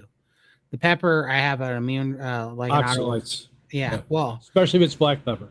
Yeah, black pepper ruins me, which, believe me, I fought it for like 6 months and didn't think it was possible, but yeah, it was tearing me up. What about white pepper for you? White pepper does better for sure, But as far as spices go, any kind of herbs or spices or whatever, like one ingredient, freeze dried, organic, that's the way to go. And cleaner the better. Yeah, you test them out once at a time. But at first, the lowest amount you can do, the best. So, but pepper, I'm not going to say not to have it, but if you notice that you're phlegming up and you're still having inflammation and you're having stomach problems or diarrhea, then just try a week without it and see. And then if you want to introduce it back, try the white. Right. Pepper. Try the white. Yep. It's the black is the skin around the pepper. It's got a lot of oxalates in it. For sure. And it will. The white peppers, it removed it. and it will jack you up, and most anything in the onion family will jack you up. And so anyhow, just certain things do that, but ultimately I like how simple you're making it. The only thing that I would add to this is in the short term, if you're having a hard time with sugar cravings, if you're having a hard time sticking to it, if you're being like just driven crazy, you have to do three things. Eat more fat. Now the fat's going to be Increase your tricky fat. the fat's going to be tricky when you're first doing it because it'll give you the runs. You're already going to have a very close relationship with the commode for a while, and and your bile in your stomach has to get used to utilizing fat. It's not going to be used to it at first. But if those two things, if you're getting those worked out and you're still can't open up your appetite enough to get enough food in to get past the cravings, then you can add some dairy for a short time, add some cheese, because that will open up your appetite for sure. And not shredded cheese, go for the blocks. Yeah, don't get shredded stuff. Slices, right. Yeah. It's got that coating on it so it doesn't stick together. You don't want that. No. Try to get the cleanest cheese as possible. For sure. Yeah, because I mean, if you think that's crazy, take your shredded cheese and put it in a bowl of water and watch the water turn to white slime. Mm-hmm. Yeah. For sure. All right. Stay strong with praying support like awesome people like Todd, Michael, Lindy. This is a caring carnivore community. Absolutely. Carnivore community is awesome. Got to stay immersed in it. If you're new, I always tell people, I am an admin at the Steak and Butter Gang. I don't get paid to say this. I get nothing for saying it. I don't take a paycheck from there. I don't get anything from there. I just highly believe the best place for new carnivores to start is Steak and Butter Gang. I think it costs $30 a month or something, but it's a huge supporting, helpful hand at Steak and Butter Gang. So definitely try it out if anybody is having a hard time, because you need a community and you need people that have broke trail, that have gone through all this stuff before you. Sherry, thanks, Todd and Michael. You both are awesome. So I appreciate it, Sherry. You are awesome as well. You're doing fantastic. Summer 2026, Michael and Todd will be flying to Alaska to go fishing with Bill Knott. That sounds like a great time. I always wanted to go to Alaska. I'm in. I'm all in. So, Bill, I don't know if you just heard, but we just invited ourselves to your joint. So you better put a couple extra seats on that quad. Yep.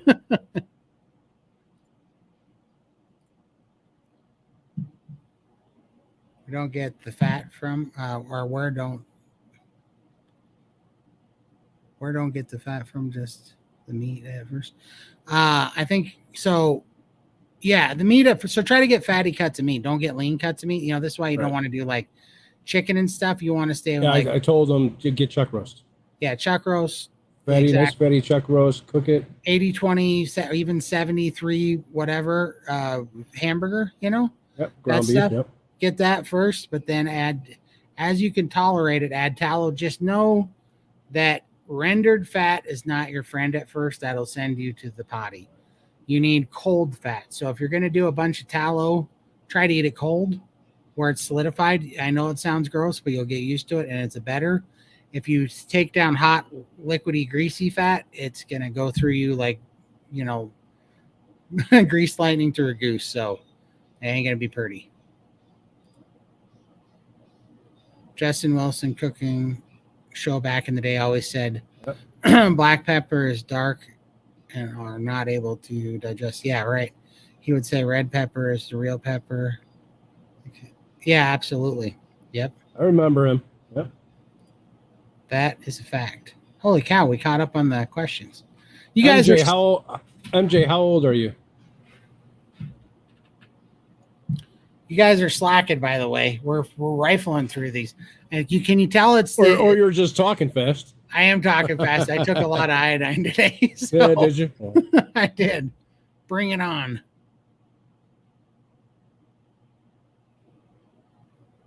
All right. Yeah, I think we caught up. Let's see how we're doing on. And just to clarify, the South Chicago Packing Wagyu beef tallow is in stock on Amazon. I did find it. It was the link that I followed from my past orders wasn't taking me to where it was. So Oh wow, 35, 11 years bedridden. So let's see.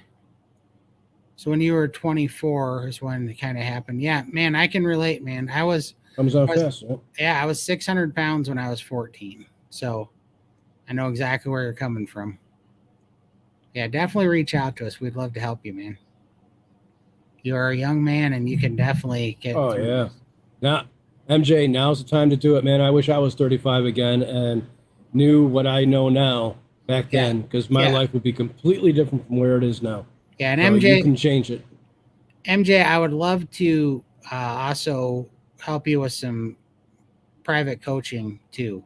So definitely take down my email address. It's the Yeah, carnivore. I sent it. Okay. Carnivore here at Gmail. Yep. But yeah, now's the time to do it. 35, man. For sure, man. And it happens I'm quick. 54 and I started when I was 53, and I wish I would have found this back when I was in my 40s, 20s, sure. 30s. Yep, you can do it. You can absolutely do it.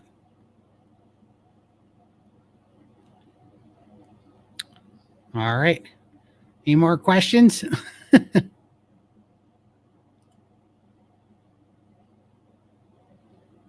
But do I cook with tallow or well, I cook with mine, and I also take tallow and I put it on top of my scrambled eggs in the morning.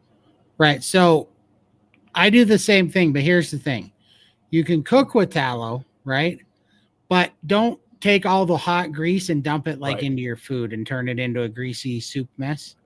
So you can fry in tallow, you can cook in tallow. If you're making omelets, it'll soak up a good amount of tallow. Mm-hmm. But I'm just saying that you should make a dip out of it or top your steak with it like a pat of butter and let it melt just a little bit with the residual. Like let your steak rest like you normally would. Or one thing I do is I hate it when I say do. You've been really good about that. You haven't been doing that much. I know I got to stop that. But one thing I want you to get back into it because I enjoy it. I bet you do. One thing that I do frequently is I'll put the tallow in with ground beef, but then I let it sit out. Like I'll put it in a, like, let's say like one of those cake pans, right? And I'll push it all in there, the ground beef with a lot of tallow, and it'll come up as grease, but then it'll kind of get thick, you know? And then once it gets thick, it turns into kind of like a pemmican or a paste, you know? I know it sounds gross, but if you put Tabasco in there and salt in there and you let it thicken up and eat it more at room temperature, not hot, not cold, but room temperature, that's the way I prefer to get that in. And that's a good way to start training your stomach to get used to eating, processing more fat. Grey Wolf, I started almost 2 years ago and I've dropped from 48 to 38. That's incredible, man. Good job, Wolf. Great job. 320 to 249. That's incredible, man. I mean, what an achievement, right? And those are all great things, but I bet you feel like $1 million too. Oh, it feels like a brand new person. Yep. Yes, I said I've found I have negative reactions to many herbs and spices. By the way, Michael, you have amazing eyes. My children and grandchildren do not approve of the way I eat. Yeah, you got to be careful with the spices. That's awesome. And eliminate when you first start, try to eliminate everything else that you don't need. Just stick to the basics. Eliminate it and see how you feel. Go for 60 days, 30 to 60 days. See how you feel. And then you can slowly add back one at a time and see what triggers you. For sure. 100%. And you know what's funny too? Like I didn't know this at first, but a lot of this stuff is just crutches, a lot of it's crutches, which we all need at first, but you do kind of grow out of it. Like right. At a certain point, your taste, but like, we don't even understand when we're stuck in the standard American diet, how screwed up our taste buds are. Like we're blasted with this hyper palatable chemicals that are built to just give us, send off endorphin activity in our brain like Christmas lights all the time. And when you finally get far enough away from that and you kind of go through a little Simplify bit of it. yeah, Yep.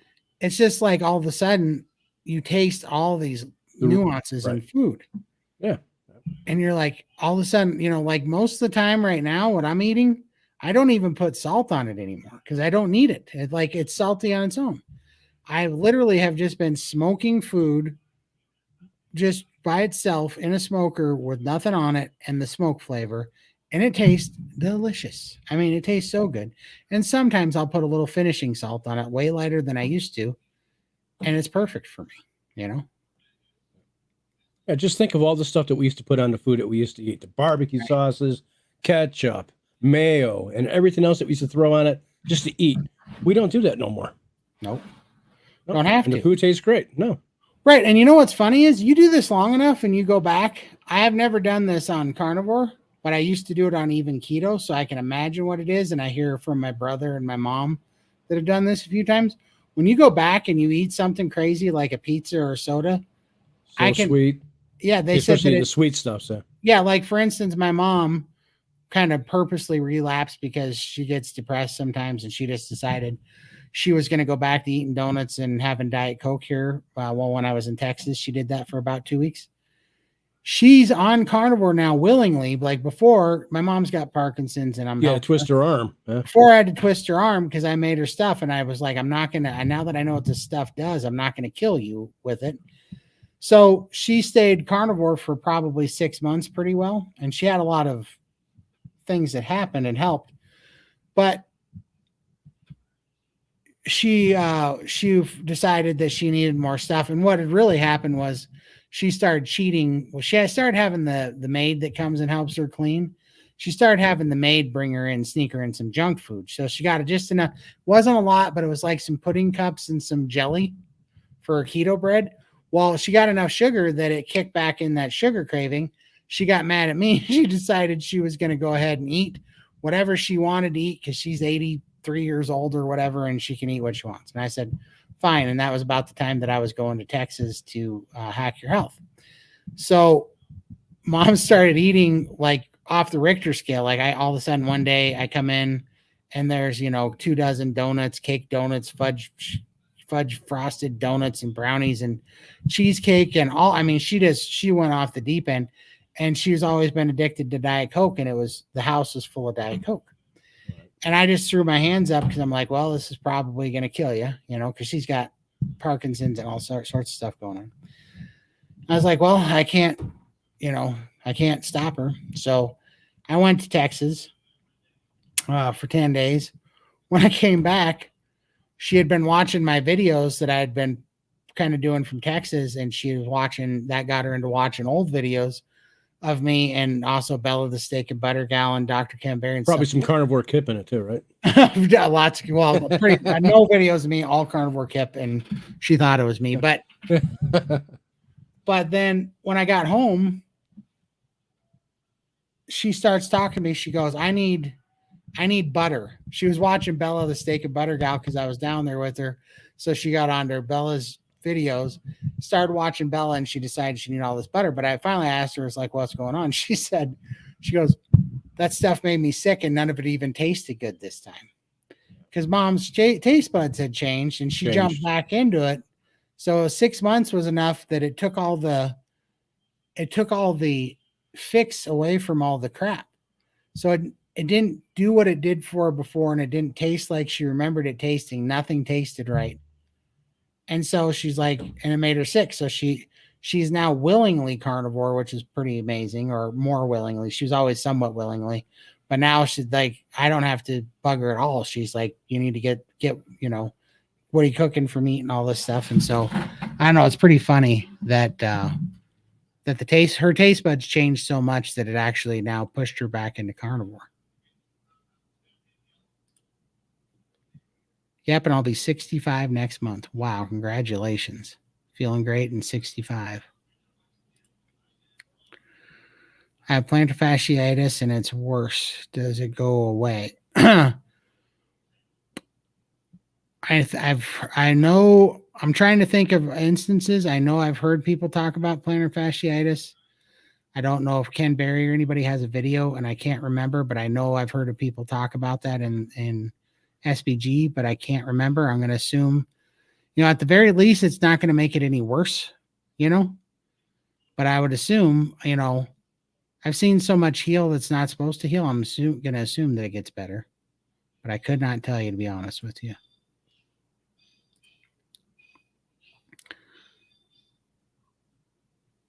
I don't know. I haven't actually seen him in a while either. I'm not sure.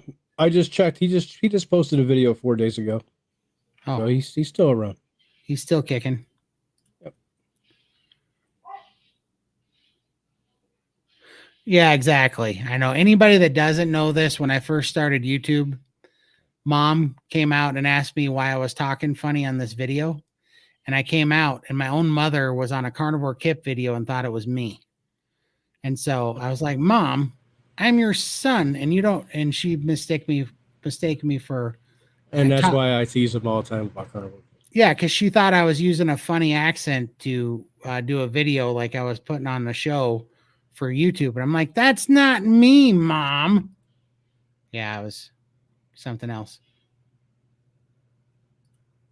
Well, and then also when I was at the Hack Your Health Summit in Austin, somebody came up behind me. I'm looking for it. Yeah, I'm looking for it. Yeah, somebody came up behind me and said, "Are you the guy that runs from light pole to light pole?" And I'm like, "What?"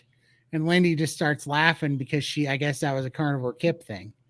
And so a guy even mistaken me or whatever for Carnivore Kip and Hack Your Health in Austin. Man. Oops, there we go. Can you give me a list of meats I should buy? This will be my first time trying carnivore. I have a bad sugar craving. If I was going to give you a quick list, I don't know what your budget is. And I don't know how good you are at cooking meats or what you have to cook with, But I mean, honestly, the safe bet is hamburger, right? High fat hamburger.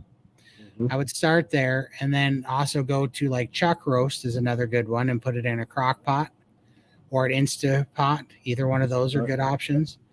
But then as far as steak goes, you can do chuck eye steaks are okay. I do like picanha too. New York's aren't bad, but the ribeye is king with the fat on it. And what I like to do is go to Costco and I buy the full rib roast, which is about where I'm at. It's about $200 for 16 pounds. And then I cut about 16 pounds of ribeyes into steaks. But I like that because it has the most fat and it's very tasty and juicy. But you don't have to do just that. You can do, I don't know, you can do a lot of things. There's so many people that just do eggs and bacon and hamburger. And those are fine too. Yeah. Ground chuck. I like ground chuck. I make my ground chuck. I throw egg in there and a little bit of seasonings, whatever I like in there. And I make like little loaves out of it. And then I throw them inside on top of the Ninja, or I make meatballs out of them. Right. And you get a little extra fat with the ground chuck. And you know what I like to do? And I still like to do this. I don't eat bacon much anymore at all. Your burgers? Yeah, maybe find one of those. Also, and I haven't done it a lot lately because I haven't really needed to, but I don't mind doing pickled jalapenos and things because the pickling process takes the oxalates out of the jalapenos. So that was and I like vinegar based things. Vinegar was one of the things. So I was making these that I really enjoy where I take a pound of bacon and a pound of hamburger. Yeah. So I take a pound of bacon and I chop it up with 2 butcher's knives. And then I take a pound of hamburger and I mix them together and I make 50% bacon, 50% ground beef patties. And then I put jalapenos in them. And then I either air fry them or put them on the smoker now. And those are delicious. Those are so good. Yeah. Like that. That's me chopping it up, mixing the bacon into the ground beef. And that bacon fat just breaks down and renders into the burger. And this is what he started with. Yep. That's a ribeye. That's not what I started with. Yeah. Oh, I thought that's what you started with, but that's what it looks like when he's making it. Yeah, so that's one pile of chopped up bacon and one pile of hamburger, about the same amount, about a pound of each, and then you just mix it up. Yep. And it's delicious. I mean, it tastes good every time. That bacon fat renders down into the beef, so it makes it so juicy, like it doesn't get dry at all. And the jalapenos is, yeah, that's them. Those are things of beauty. Those things taste delicious. Those things are absolutely delicious. Yeah, they are good. Yeah. Susan Hampton. I don't think it's so funny, Susan. Oh, about the Yeah. kid? Yeah. Todd maybe need to keep her. So she definitely does. So we just got her new dentures that she's getting. So next month she's getting new hearing aids. And then the next month she's getting new glasses. So yeah, she's getting an overhaul right now because she definitely needs new glasses. Oh man. About the J. Curl's 5% iodine, it has 2.5 milligrams of iodine plus 3.7 of potassium iodine per drop, which adds up to 6.25 per drop and 12 point whatever per drop. So does the potassium iodine not count? I guess not, because that's not how anybody was counting it on. You'd have to get Dr. Brownstein's book, to be honest with you. Here's all I can tell you for sure is that I'm taking 20 drops of the 5% and I feel amazing. And when I took 6 drops of 5%, I felt a little bit better. When I took 12 drops of 5%, I felt even better. When I took 20 drops 5%, I felt amazing, right? And so that's where I stopped because I feel like that was kind of what I needed. That's when I don't know, as I'm clearly just doing it by feel. So I don't know how it works. I've been told that only the 5% iodine counts, right? Or the 2.5 milligrams. That's all that counts. The potassium does not. And so that's all that I count. But yeah, it could be, I see what you're doing there. And I couldn't give you that answer. I can only tell you what I'm doing. I've been eating a lot of browned minced meat, and I had a couple of spoonfuls of cream cheese. When it's hot, tastes so good. Absolutely. Oh, I've and had it before it's good. Yep. That's delicious. And Lindy, what she does too is she does that, but she does egg yolks. She puts egg yolks in her beef. And that's supposed to be real delicious too. I like Bragg's apple cider vinegar and glass water before going to bed. Yeah. Do you know about Switch? Yep. Somebody, Billy Gates, got a hold of that company, and they switched to peel apples now, and you don't want to use Bragg's no more. No, Bragg's is now garbage. Yep. Fairchild is what Todd's using now. I gotta try to get you some of that. What about dry rubs on meat? Is there anything? Can you guys hear my dog barking? We heard that bark. Yeah. Do not do that. I'm online. No. Hold on. Sorry. You know what she wants? This is how spoiled my dog is. I feed her chopped up stew meat, and she's barking at me because she's hungry, and she knows I have to eat. Yeah, because I was just feeding her. She's telling me I need some meat, but I'll give it to her. All right, there we go. Now she'll stop barking. But what about dry rubs? So I hate rubs altogether. And I say that knowing that I just used some on the last 2 pieces of meat that I smoked. I only used it because Mom has appetite problems because she had gastric bypass and she's getting weak. And so she keeps complaining that the meat that I'm making is too bland. And so I just use rub on the outside because, I tried to get one with no carbs as possible, and I used some Traeger stuff. But the long story short short story to it is, I don't like rubs at all because I don't like any prepared spice mixes because they're full of a bunch of crap. The stuff and the hidden ingredients and the colors. And one of the things that I saw on one of these rubs that I used that made me mad was far down on the list, but it was actually some sort of soy oil that they had in the rub itself. Mm-hmm. They put soy in so much shit nowadays, it's unreal. Yeah, and so all that I did, I didn't really care because I just ate around the crust of the rub and I just ate the center. But Mom likes it, and I fight this constant battle with Mom of palatability and appetite, because if it's got to be soft, it's got to be hyper palatable, because Parkinson's patients have a hard time swallowing. She's got bad dentures, which is why we just got her new dentures.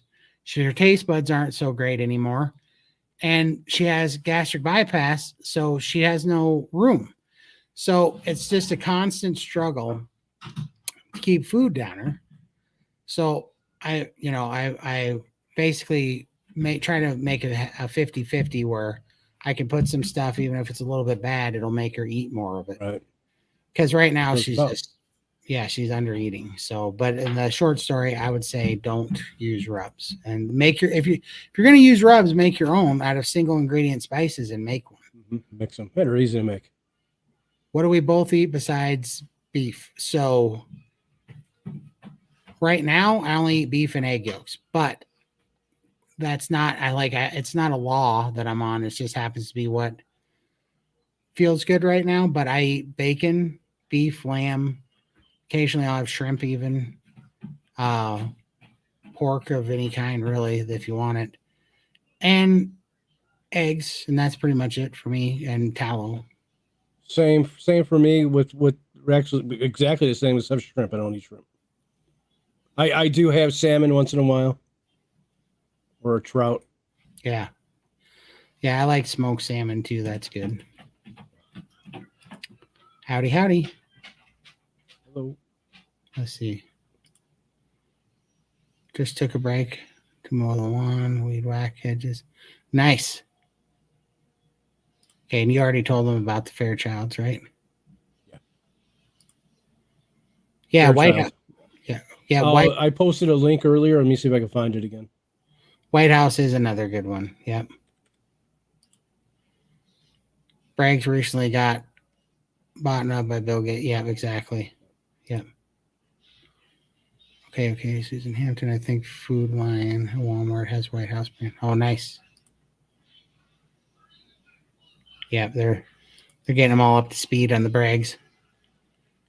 Buy up all sorts of Food Lion's Natural Promise. Nice.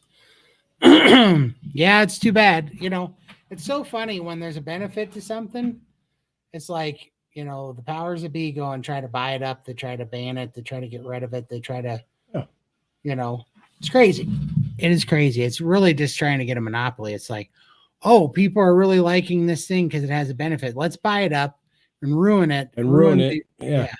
And then make them something cheaper out of poison that we can sell them. Yep, that messes us up.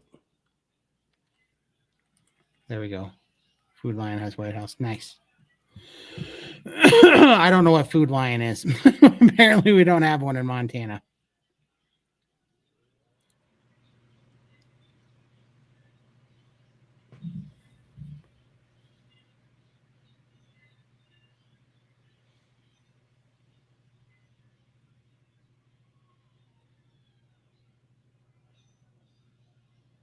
All right. And when you do have your apple cider vinegar, you want to have it with the mother in it. Yeah, for sure, if you can. Okay. I think we caught up again. Yeah. Oh, here we go.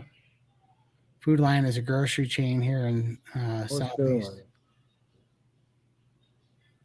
Nice.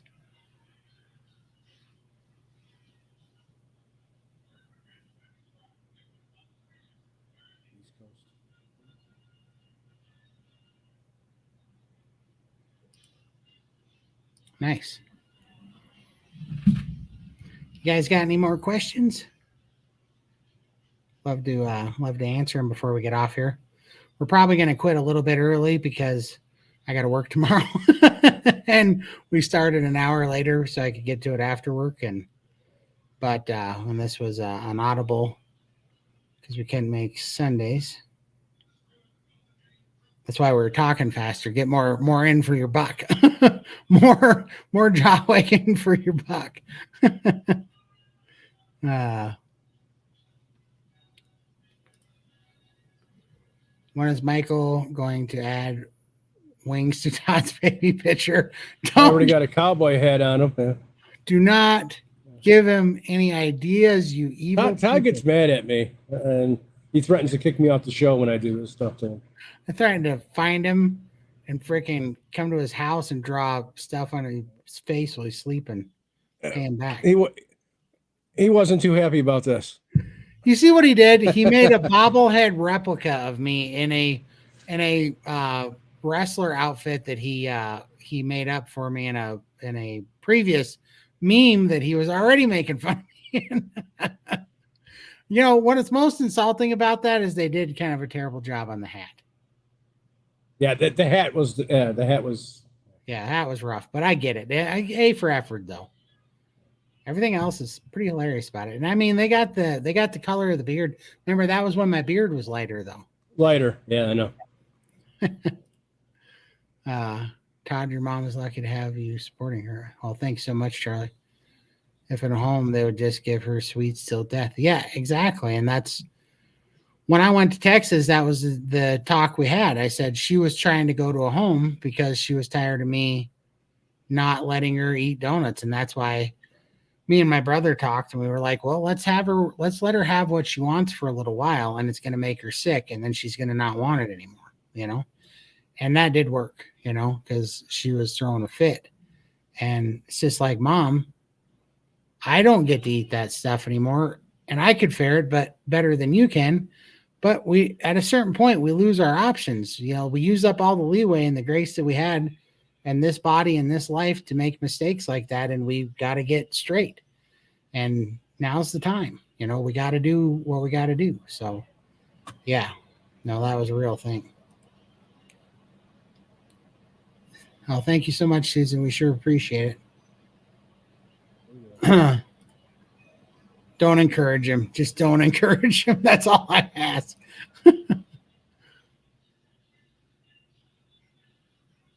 Oh, for sure. Yeah, I still mostly work at home, like because Mom's here now.